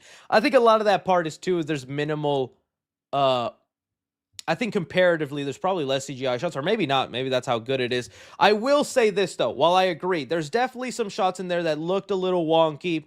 CGI, like specifically when they like recreate the Amazing Fantasy 15 cover, that just looks so visually different and so CGI heavy compared to the rest of the trailer and things like that on the big screen. Because when I went to go watch Ready or Not 2, I was so happy they played the Spider-Man trailer, dude. I was like, I was there sitting, and then the trailer, and I was like, and I'm watching it. It looks amazing on the big screen. On the big screen, I do not have any issues with the visual effects or the look of the movie. On the big screen, it all flows and looks so nicely. It does not look at all like what it looks like seeing it on your phone or on your computer screen. And I was seeing actually a lot of people also share that same sentiment. So, yeah, it might look a little off on our phones, but let me tell you, if you get to watch the Spider-Man trailer in the theater, look at how much smoother all of that looks on the actual big screen.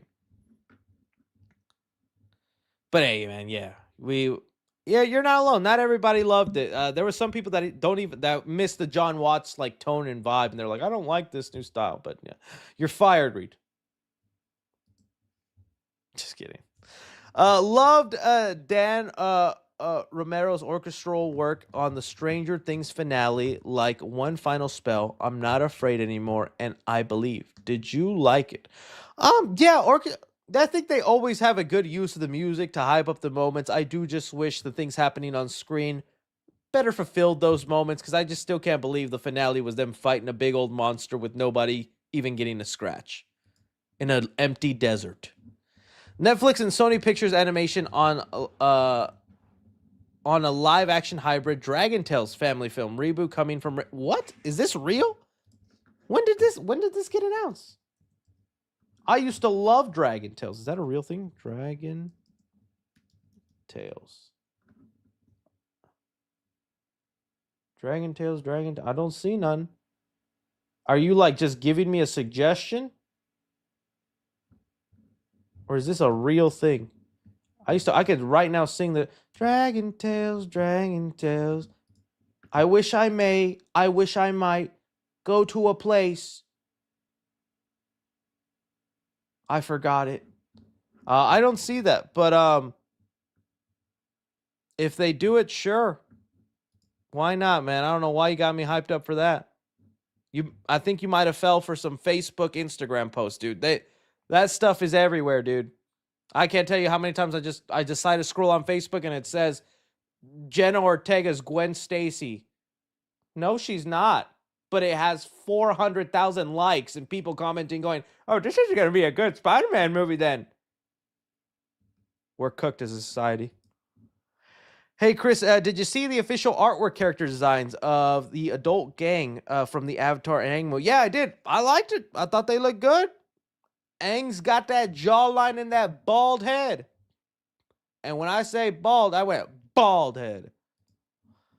Mr. 002 sends in some love. Thank you. Hey, Chris, big fan of the channel. Love what you do. Been watching you since 2019. What's your thoughts on Sydney Sweeney's controversy with the jeans? What was it? The jean commercial where it was like, Sydney Sweeney's got good jeans, but let's zoom in on her tits. I mean, that was the joke, right? Is she has good genes, meaning her biological genes. She's got enormous tatas, but she's also wearing jeans, and it's a commercial for jeans. It's that kind of... To me, I didn't see the big whoop. I was just like, people just want to hate, and this is why we can't get Scary Movie every other year, man. I'm like, I got the joke. Do you think Disney and Sony will let Punisher drop an F-bomb, or will you keep teasing us like they did with the fake-out F-bomb in the home trilogy? One F-bomb would be cool. But it has to be used right. I think the moment where they censored them, good way to censor it, and they should keep doing that. But I think there should be at least one. I think it'd be funnier if Spider-Man steals the F-bomb from Punisher. So, like, there's a moment where Punisher's about to say it, but Peter says it instead. Maybe they're both looking at the Hulk, and they're, like, going, oh, my. And then right as Frank is about to say it, Spider-Man's behind him goes, fuck. Just... That's how I think that should go. I was back to that commercial thing. I did like the milkshake commercial better though. My milkshake brings all the boys to the yard, and they're like, it's better than you. That was catchy. Reels, you have 3 lives. Well, I died. I died. Have you seen the full Doomsday plot leak online? I haven't seen the full one, and if it is out there, I don't think I'd want to see it. Some things I do want to be surprised and enjoyed by, and I'm pretty sure a lot of that stuff, as it gets closer, is going to randomly appear on my timeline on Twitter when I'm looking at news, so I'll get it here and there. But right now I have no urge to seek it out. If I hear an interesting rumor here and there and it appears, okay, I'll talk about it, but nah, a year away and read the whole story of the movie already? Nah, not yet. Are you a Marvel fan or a DC fan or a Star Wars fan? Growing up, there was just way more DC content, so I leaned definitely towards that because he had like the Batman animated series, the Justice League animated series, all the DC games, the Batman, the DC movies, and things like that. And we were always starving for Marvel content until the MCU. I think nowadays it's probably I'm still like Marvel. I think mainly because Spider-Man falls in that category. So it's a Marvel, DC, and then a giant ladder, and then Star Wars.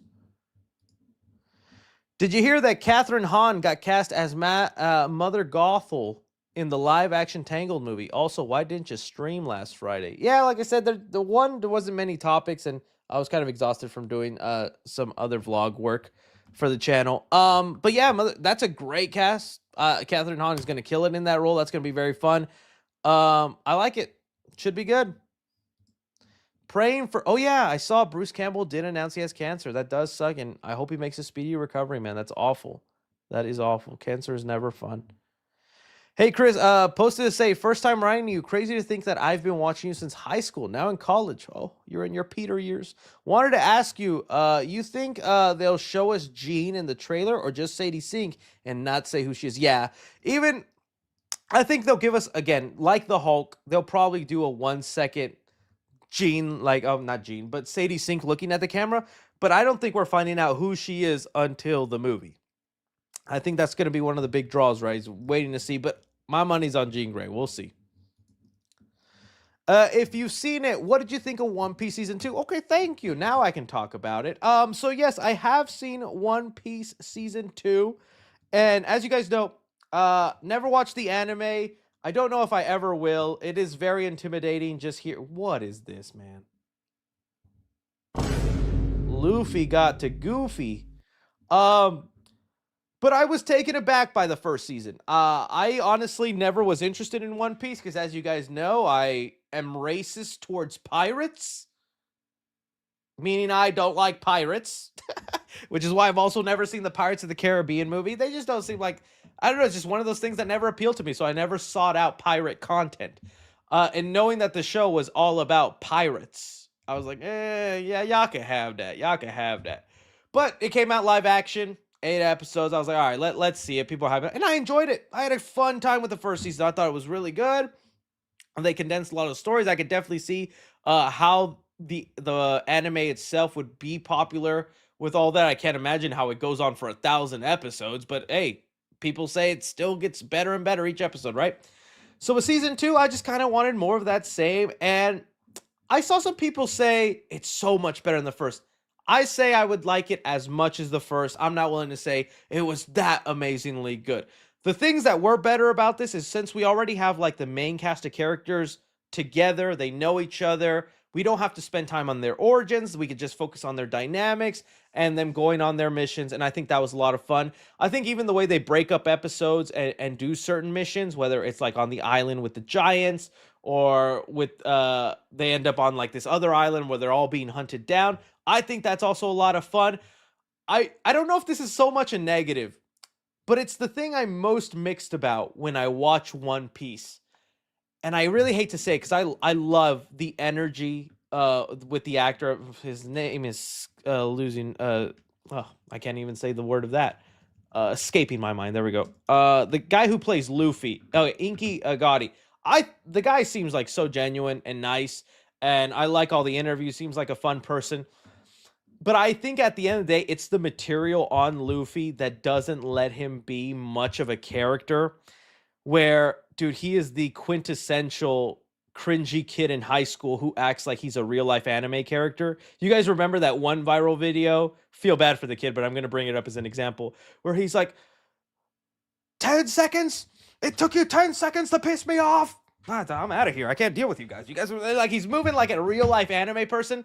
That's kind of how Luffy is. It's just like such an exaggerated degree where it's like, this guy just isn't real. But that's the character, and I understand that. That's just Luffy. He's exaggeratedly happy, excited, loud, right? But in contrast to the other characters that have arcs, range, emotions, it comes off just feeling so like just Luffy. And not just that, but the costumes. This is another thing where, again, I don't know if this is a negative or a positive, because honestly, I kind of respect them for how crazy they go with the costumes this season. There is a guy whose literal hair is a hanger from a closet, and we just walk around like that's okay. That guy should be bullied and beaten for thinking that's an acceptable hairstyle. But it's like a lot. Every time a new character comes in with like bright pink hair and it's all weirdly shaped, I'm like, what? But at the same time, that is what it looks like. And I see the photos of the comparisons. Can I blame them? If anything, hey, good for you for trying to make that work, even if it looks a little ridiculous. So again, that's not much of a negative. That's more me just like, I'm looking at it sometimes going, hey, I can't believe they had the balls to make some of these costume designs because it's crazy, but it fits in with the world. So all in all, still enjoyed it. Can't wait for the next season.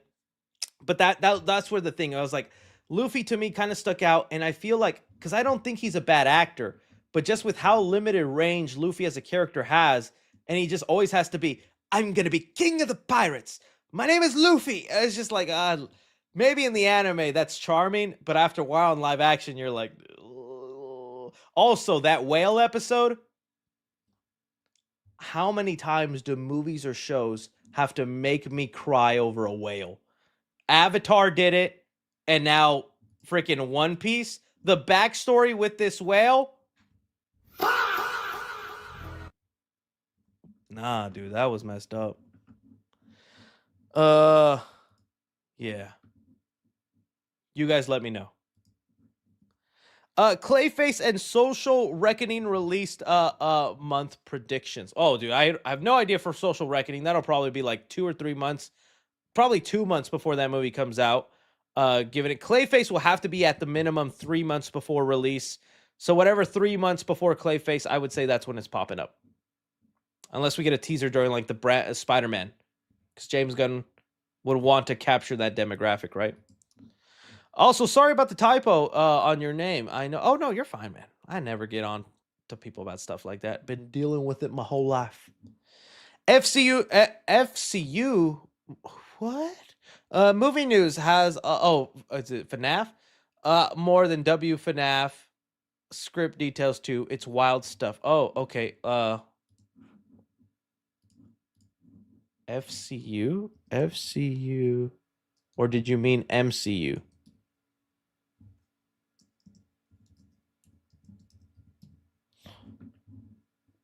I'll have to look it up later.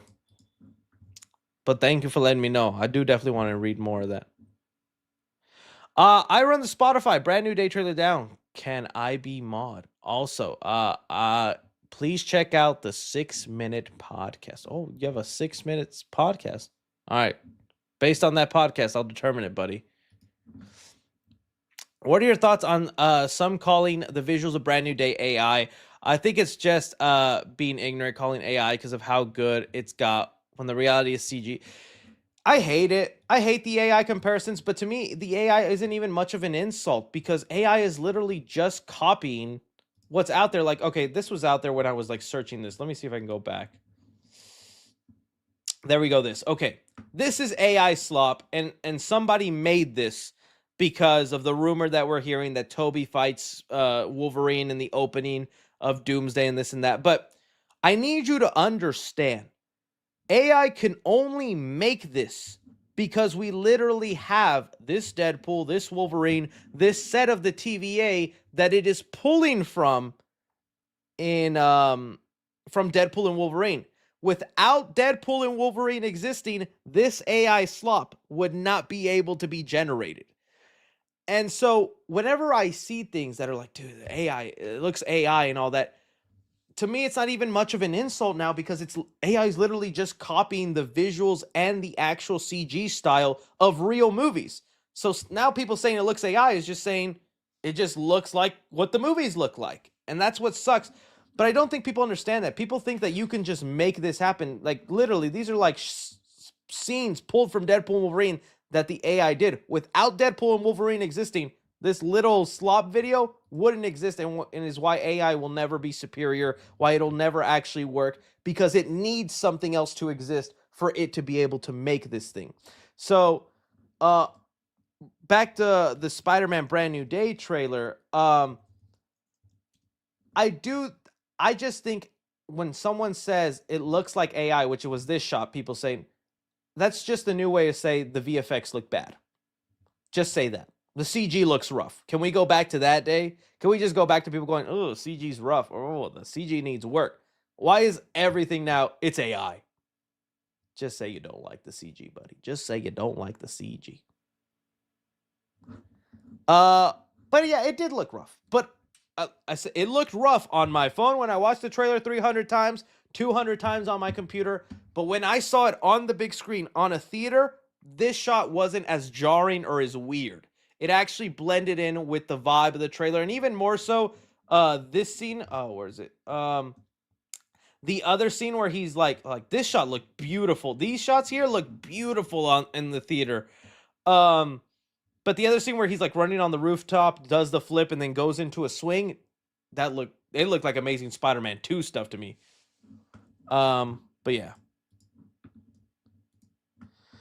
Currently working AMC cleaning theaters right now. Hey, we appreciate your service. Thank you for that. All right, can I admit something? I'm about to admit something. It might change your opinion of me. For the longest time, I was a trash leaver at a theater.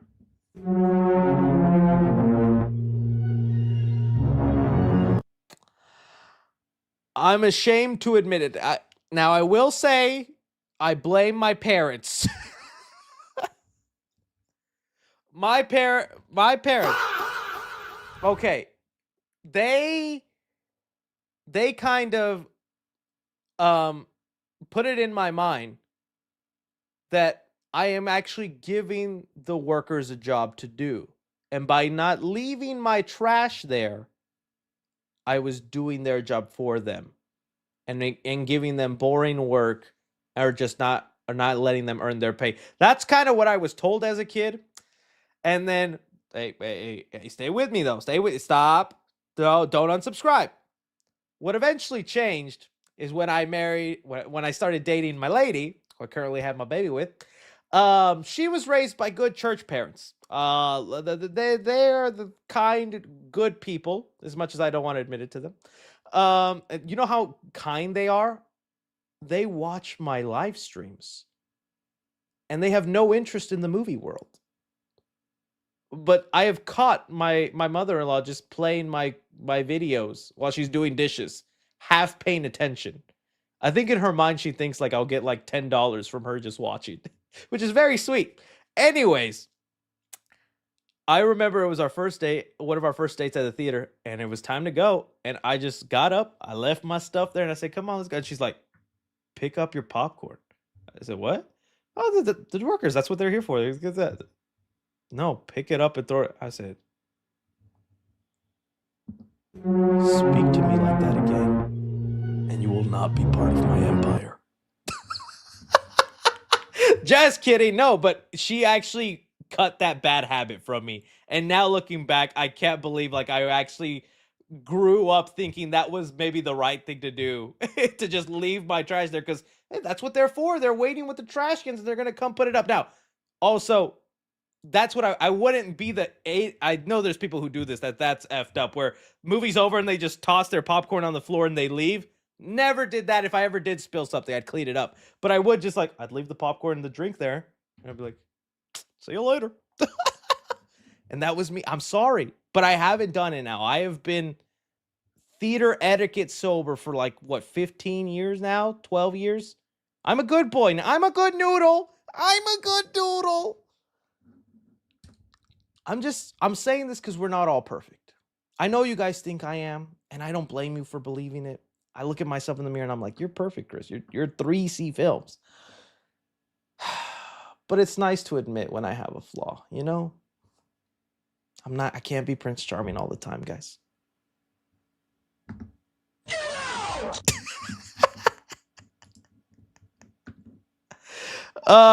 Did you hear that Chuck Norris died? Has been dead since yesterday. Yeah, I did see that. That was kind of a shock. And you know, again, I mentioned I didn't know much about Chuck Norris, which is why like I didn't even feel good about making a whole segment because I wouldn't have much to say because I didn't grow up on his movies and all that. I understand how much of an impact he made with martial arts and karate and all that stuff.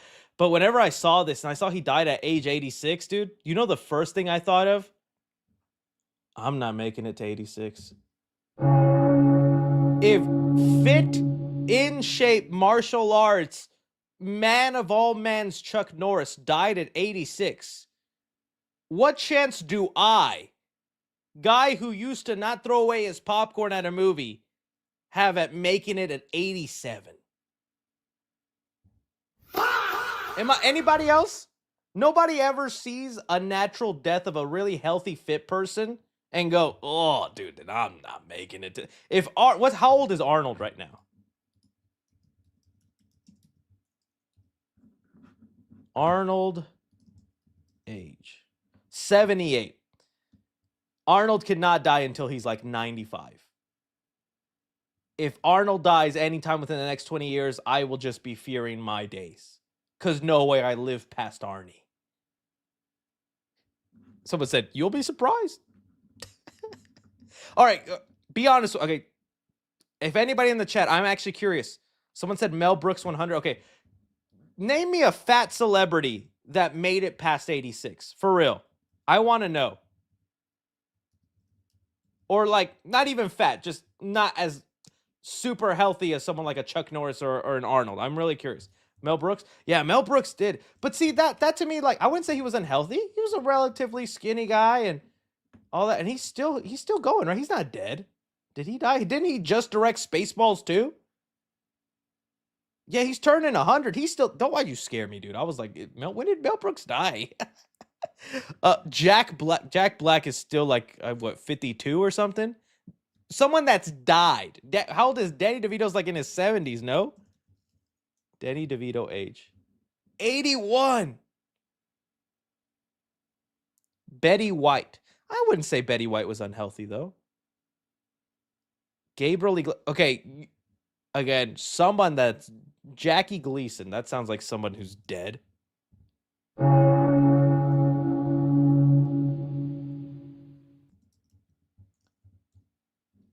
Jackie Gleason age.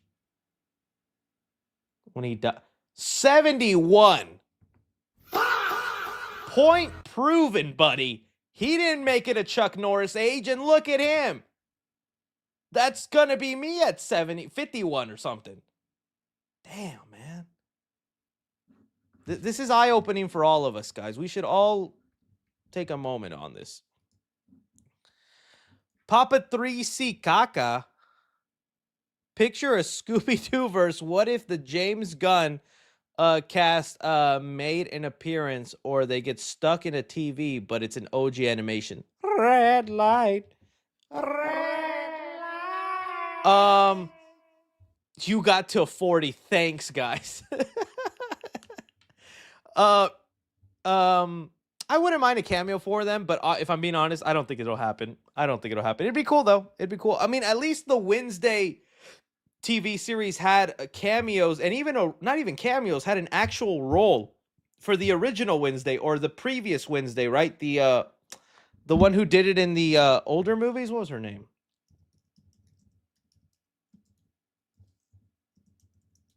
I could see them maybe doing that. Yeah, they had Christina Ricci, yeah, she literally had a whole role in the Wednesday show. Maybe they'll give Matthew Lillard a villain role. Top 5 MJ songs. Love You. I remember, I won't put them like 1 to 5. I'll just give you 5 that I love. Smooth Criminal was the first time I was ever obsessed with a music video. I remember I would watch that thing over and over, and I was just so taken aback by how they bent forward. And I'm like, how did I do that? I thought that was cool. Man in the Mirror, I love a lot. Who doesn't hear Thriller in October and get goosebumps? Okay, I know I'm picking like the mainstreams, but dude, they're mainstreams for a reason, right? Okay, I'll try to pick some underground. Not even underground. I like Love Never Felt So Good. I think that one came out after he died, and I don't know if Justin Timberlake elevated it or just made it, but I like that one a lot.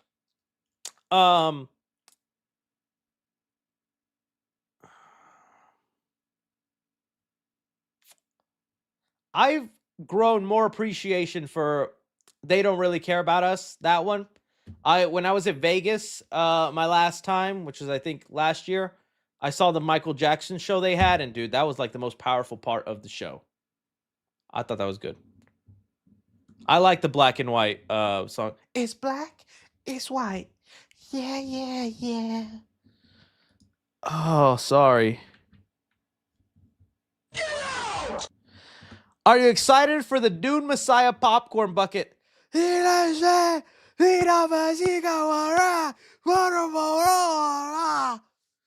Someone edit in that right now into the Dune trailer. I wish I knew what they were saying so I could just say it over and over. I'm assuming you're gonna order it with quadruple butter and hold the popcorn. Well, we don't even know what the Dune Messiah popcorn bucket would be. I don't even know. Should it be that bucket again, but with 2 heads? It should be 3 because it's the 3rd movie. But yeah. My pitch for Scooby-Doo show would be to have a mix of fake and real monsters and for the gang to even solve murders caused by said monsters. I could see maybe it working. I would want this. Do 2 seasons of fake monsters, and then your 3rd season could be a real monster. There's your twisty twist. You think that they'll do Shadow like Hulk in Infinity War to show how strong Metal Sonic is? Oh. And Metal Sonic is there to just like... That would honestly... I hope that won't be Shadow's entire purpose, but that would be a good setting ground. And they already need to buff up Metal Sonic, because Amy was able to take down 5, 6 of them with 1 hammer throw. We know those are more drones than like probably the main Metal Sonic, but I really don't want Metal Sonic to just be disposable robots that can be killed over and over, and he has like a hive mind jumping from robot to robot. I want there to be one... They could still have them, but I still want there to be at least one main Metal Sonic that has like impervious metal and is a lot harder to, get through. 6-7. What is one dead celebrity you would bring back? Robin Williams. I just love me a Robin Williams movie, dude. His voice, his mannerisms. Just thinking about what other Robin Williams movies we could have had that would have made me cry. I would have liked them. I'm not into hero movies today anymore, but second would be Chris Farley, because I would have liked to have seen what Chris Farley would have done. I liked Beverly Hills Ninja, as dumb as it is. I liked, was it Black Sheep or things like that? Yeah. I'm into hero movies today. I'm not into hero movies anymore today, but as a kid, I've been wanting a Spider-Man and Hulk movie together forever. I agree. I mean, if you grew up in my era, which was that, there was Spider-Man and Hulk stuff everywhere, right? Like they had, even though they weren't in the same universe, that was like a dream. You wanted to see Hulk and Spider-Man together. So it is kind of like a dream come true to finally see that happen. You think I, Keith David, could be Ulster Smith, aka Spider Slayer? That could be a theory. I wouldn't mind that. Overall, I'm leaning towards definitely if Keith David is there, he's some sort of scientist because he's talking about the 3 cycles of a spider. I think Jean Grey is focused part of the movie. I think she's doing the mind control to keep Damage Control and Tombstone away. Maybe she knows something we don't. You would look dope with a real mustache. Just saying. I had to. Well, you'll wait for the Mario video. You'll wait for the Mario video. Jean Grey in a Superman movie shows Marvel taking risks and doing unique things. Them playing it safe is why people hate the MCU. You know what I mean? In a way, you're right. In a way, you're right. Love the content, brother. Quick question. With Screen Junkies movie fights being back, would you show up in battle? Well, who's in charge of that? Does anybody even still watch Screen Junkies? What does that look like? And honestly, I don't think I'd be good. Game's game.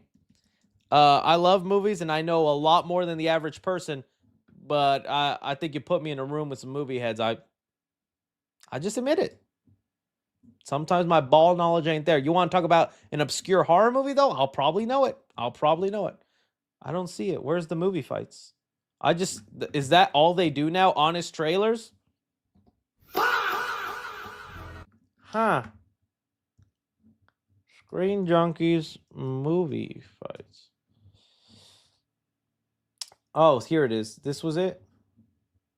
Who's on it? Who's on the panel? Oh, he's still there. Oh, Mark Ellis.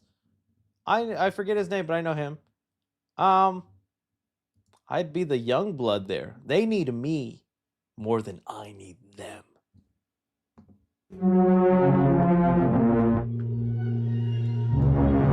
Huh.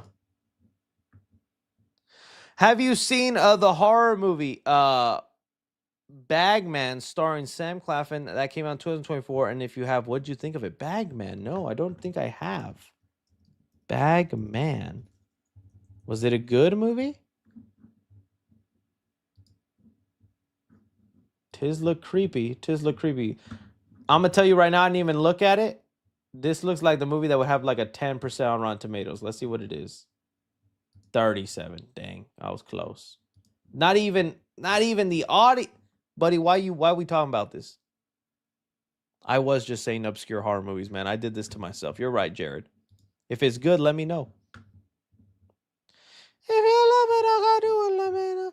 I think when Marvel does Ghost Rider, they will focus on Robbie Reyes over Johnny or Danny. I don't know if Ryan Gosling ends up being Ghost Rider, then they're doing Johnny.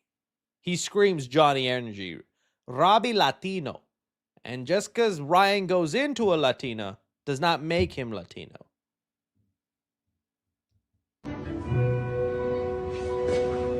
Say that again? That wasn't a usual say that again. That was a, what did you just say, Chris? Say that again. They feature him in most of their games and non-comic media. Robbie was in Agents of S.H.I.E.L.D. Yeah, I remember seeing the clips. What you think of the first 3 eps of Invincible? Right now, I've only seen the first 2. Loving it so far. Really great. It's definitely got the ball rolling. I just watched the episode where they kind of go into the backstory of Omni-Man and his life. And I thought that was some really great stuff in there. Really curious what they're doing with him in terms of being good and bad, because he's just flip-flopping a lot. I just think I think the thing that gets to me most with Invincible is how I feel like they always have 10 storylines going on at once that are never concluded, and any one of those storylines can randomly become the main storyline of the next episode. Maybe that's the fun of it, and that gives the comic book feel. But when I watch like the recap video that they play right before you watch your episode, I'm like, oh yeah, all of this is still happening. This multiverse, this time travel guy, these things, there's that. I'm like, we got a lot of seasons for all these storylines to still be open, man. But it's good. And I like Alan the Alien. Boy, was clapping blue cheeks a lot that last episode. Hey, Chris, I was wondering if you have seen the second trailer for Mortal Kombat 2, and if so, what do you think about it? Yeah, I thought it was great. Now, whenever I went to New York Comic Con and Warner Brothers invited me, they played a different trailer that was cued to that followed the music of the original Mortal Kombat thing, the Mortal Kombat. That trailer was so much better. So that recent trailer was good. Hopefully that's what the final trailer is, because that trailer was so hyped.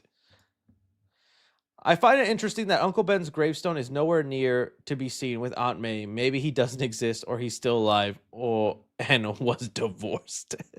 I mean, it was a pretty close-up shot of Aunt May's grave. Zoom back a little bit, he could be right next to it. In fact, I'm hoping Destin Daniel Cretton actually gives us that as Peter's there with Aunt May, he also looks to the side and goes, "Miss you too, Uncle." But he didn't bring him flowers because he's not gay. I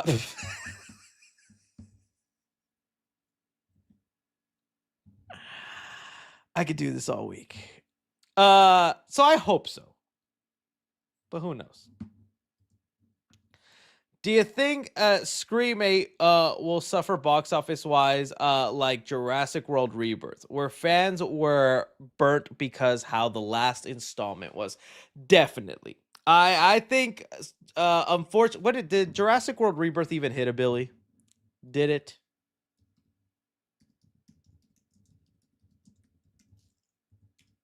What was the box office? I think it was like at 800, which was still good. But did it hit a Billy? Ooh. Yeah, I'm thinking because I liked it. I thought Jurassic World Rebirth was like really was honestly what I've been missing from Jurassic World. To me, it was miles better than Dominion. Let's be honest, guys. Because it was like Rebirth to me was channeling a lot of Jurassic Park 3 energy, right? And that's what I loved. I love Jurassic Park 3. Aside from the original, Jurassic Park 3 is my favorite sequel. And I felt like that. They made the dinosaurs feel scary. They were large in scale. There was a lot of great sequences. But I was, I wouldn't say the minority. There was a lot of people that came out of Rebirth going like, this franchise is booty. I'm not for it. So I do think you will unfortunately see that number dip. And it'll be up to this next Jurassic World movie to really save it. To really, if this next movie has to be good. Like, it has to be great. It can't just be okay like what I think Rebirth is. I think Rebirth is good. And some would say, okay, fine. No, this next one has to be great for them to go back. Because the next one's making like 720, 750. Still going to be a lot of money worth making. But, man, I think they want to hit those billion-dollar days. You know? Same thing. I'm glad you brought that up. Same thing is going to happen with Scream 8. Scream 8 right now, yes, is doing amazing at the box office, breaking records. I think is going to pass 200 million. Awesome. Scream 9 is not getting anywhere near that because of Scream 8. Scream 8 was only able to get to that much because people, the general audience, not you people who just want to hate the last two movies now because you got Sydney back, but people liked 5 and 6 so much that it catapulted 7 into having that breaking record. That same thing's happening with the Sonic franchise. Each Sonic movie is getting progressively better and better, so they're making more and more money. But, you know, we'll see. Sorry, 8. Sorry. Scream 8. Sorry, I misspoke. Thank you, guys. And so that'll also be the same situation. Scream 8 has to be great. It's going to lose money, but it has to be great for 9 to make more money. If not, we just ain't seeing 9 for like 10, 11 years. If ever. Posted on the Reddit with each part labeled on arrow pointing to... Okay, for the MJ thing, I'm assuming. Let's look at that. Hero Brian. Okay. Homie, get out of here. Homie, what is this? Huh? That's MJ. I want to believe it, guys. Trust me, I do. 2 eyes, a nose.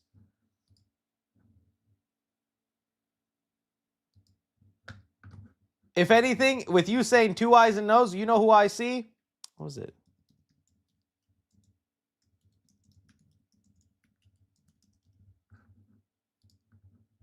I see this. That's what I see now.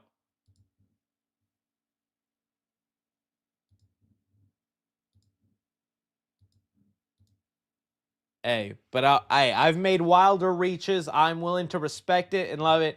I'm just being honest, and I do not see that. I really do not see MJ in there.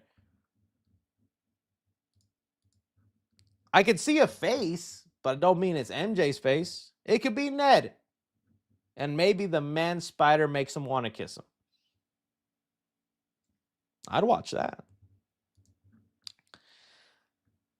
Let's see here. Bet the big bad for Sonic movie. He is oh, thank you. I needed this. Mephiles. A very popular Sonic villain and the most threatening power villain. Silver connect to the story of him and could be there. Okay. I still think it'll eventually go to like Chaos, but if he's like maybe the start of the Steppenwolf, maybe. FNAF 3 movie teaser. Is that a question? Is that a statement? Is it out there? Banana milkshake.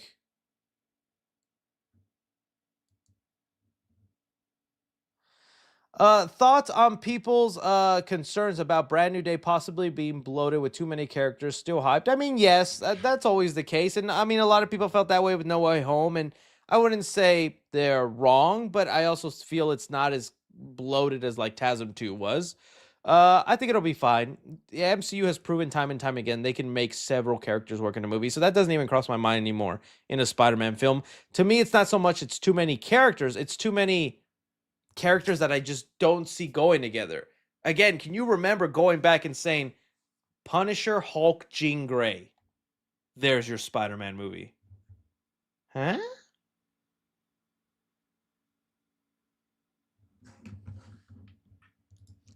Dio Chris, what mix amp do you use? What do you mean by mix amp? For like the mic? This is a USB mic, buddy. I don't deal with no mix amp stuff because anytime I do, I get the static sound. Every time I've tried switching to an XLR mic or doing that and all this, it never works for me. The audio always has a static hiss of zzz. And I've looked into every remedy, too close electronics, different cables, this and that. USB mic is just the way to go for me. If that's what you meant by mix amp. So this is literally just USB plugged into the computer, and I'm done. I think it does its own software thing in the computer. Someone said, okay, Unc. Thank you. Daredevil Born Again Season 3 filming and Valentina appearing maybe. W? Who's Valentina? I forget. Why is that already escaping me?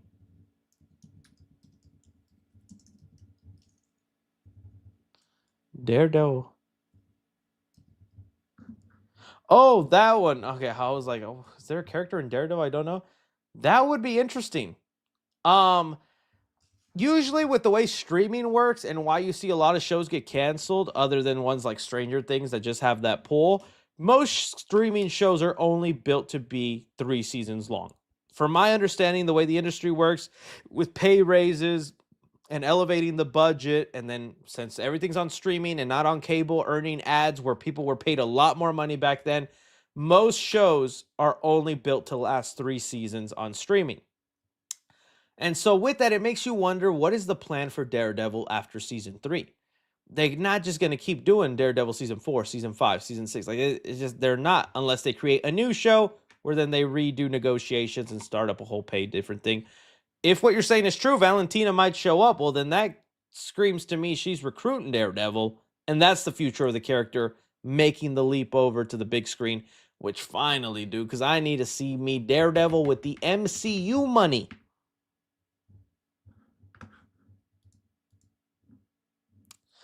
Sterling K. Brown. Oh, I would love that. I love Sterling K. Brown. To me, he should be a movie star. I'm currently watching him in Paradise. He is awesome in Paradise. And dude, if you have not watched Paradise, jump on that show. Don't look up anything about it. Just watch season 1 and then watch season 2. That's currently going on right now. The show's getting great. And that's a perfect example. It's a Hulu show, and they already announced it's going to end after 3 seasons. But it'll be a complete story. It's not getting canceled.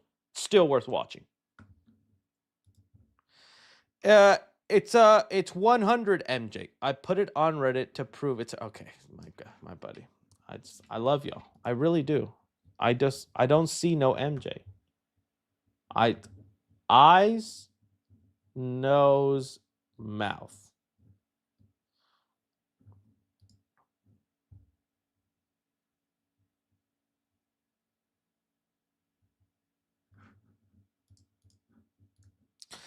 Do you think the Paramount merger will go through? Probably. I think so. We'll see if it ends up benefiting or if anything goes good out of it. But yeah, I think it probably will. It's just going to take a while. Hey, Chris, you saw that brand new day trailer, Brooks? I did see that. But I also saw people mention, because that's such a giant leap from the last record, which was the Deadpool and Wolverine record, which was like 300 something. And this is basically doubled that. And I'm like, holy moly. And people were saying it's because they were also counting the views from the 1 second clips the day before as part of it, since that technically is trailer footage. And I'm just like, no wonder the score is so huge. No one's ever going to beat this score again. And at least not for like 20 years until the Earth population is much bigger. But I did see that, and that's awesome. And I believe it still would have probably have broken a record. But to see it broken that much, I was like, that seems fishy. And then when I heard that, I was like, that makes sense. That makes sense. Still awesome, though. Getting cosplay Spider-Man for brand new day. Basically, I found from Print Costumes where this cost cheap price, and shout out to Capital Spidey. Shout out. The test screen and review for the back rooms are in. Yeah, I saw that. They're generally positive. People liked it. It's creepy. Let's do it. Any 3C lore on getting grounded? I was a crier. I cried a lot. I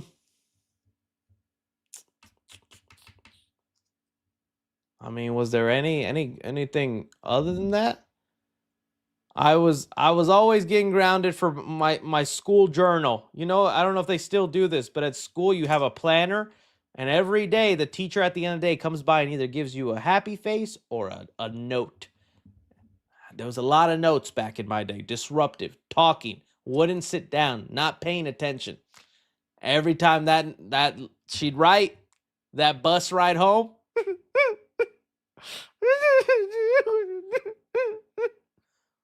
Because I knew my booty was going to be sore. It was going to get whipped. It was just them days. And it made me the man I am today.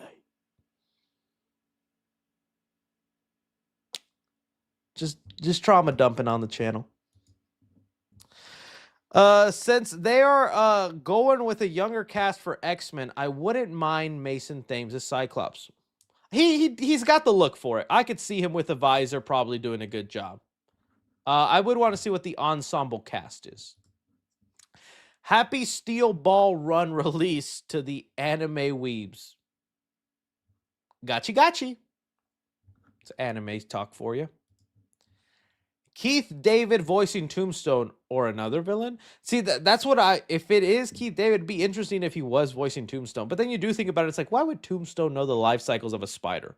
Unless he like starts his thought like, I was watching National Geographic Spider-Man, and spiders have 3 life cycles. And he's like, why is this guy talking to me about this? Did you see the cartoons that got added to Tubi? I did. Aren't they already gone? I heard they were only there for like a weekend and they left. But yeah, all my favorite Cartoon Network shows were on Tubi. Any news on Spider-Man Beyond the Spider-Verse? Not too much. I did see some people, ADHD, Chris. It's exactly why. It makes sense now. Sorry, I just saw someone on the chat. Like, why I was always getting grounded? It was my ADHD. I was not a good kid, but they didn't have names for it back then. So the cure was just to spank it out of your kid. Gee, thanks, Dad. Any news on Spider-Man Beyond the Spider-Verse? No, not so much right now. I can't wait, though, when we finally do get that big reveal. I saw someone say that they finally have the release date, but the release date was already revealed, right? That wasn't news. People were just noticing that it was already on the header. Unless that's like, yeah, June 18, 2027. That's already been known, right? Or else why would it be in the bio?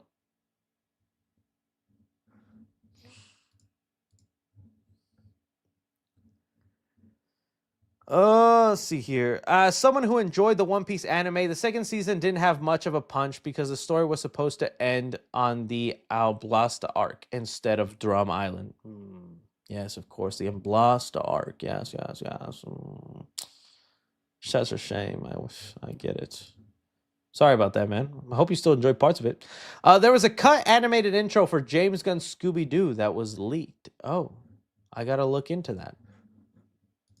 I'll just look leak Scooby-Doo. And hopefully nothing naughty pops up.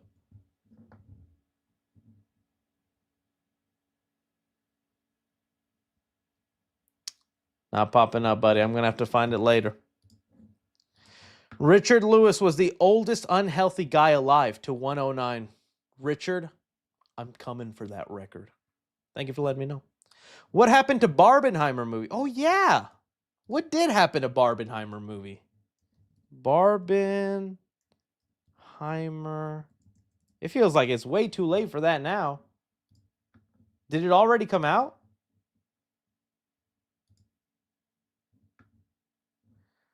Adam Fall has already some cast members. No release date.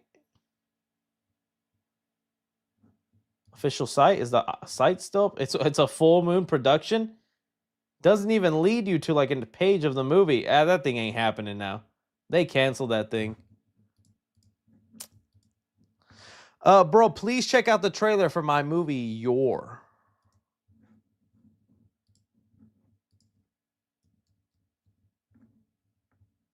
I'm giving it 10 seconds, buddy. Oh, what the heck?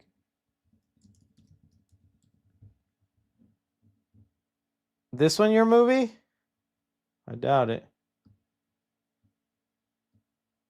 Nothing popped up, buddy. You need to work on your SEO, your game. Is it Us has got you beat with the U 2-letter words. Nothing popped up, my friend.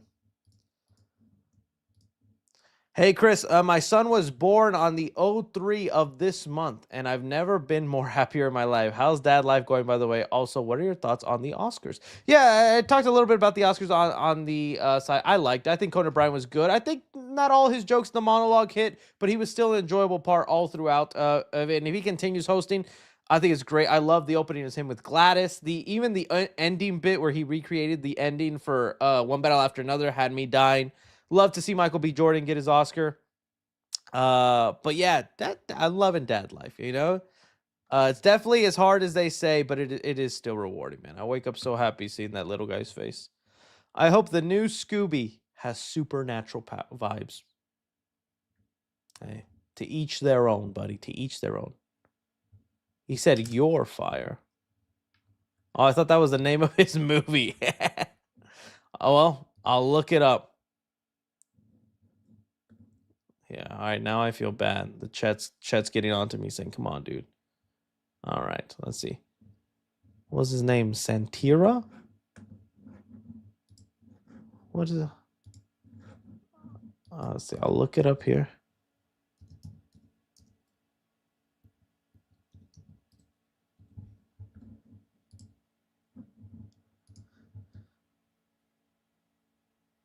I don't see I just see wallpapers for Cyberpunk. I'll look it up, man. I'll be looking at it. Here's the channel if you guys want to find it. Why machines are better than... Oh, then I can't do this, man. You work for Skynet. Average 3 CFAB. Who's a non-movie YouTuber you'd love to meet? Ooh, no, that's nice. Non-movie YouTuber. Who do I like to watch? Oh, Good Mythical. I want to meet Rhett and Link. I like Rhett and Link. I've watched them a lot over the years. I'd like to meet Rhett and Link. They seem like fun. I'm trying to think of like who else. I like MKBH Marquez Brownlee, the tech review. I like his videos. Mr. Beast. I just asked for a Billy. There's a non-zero chance he'll give it to me.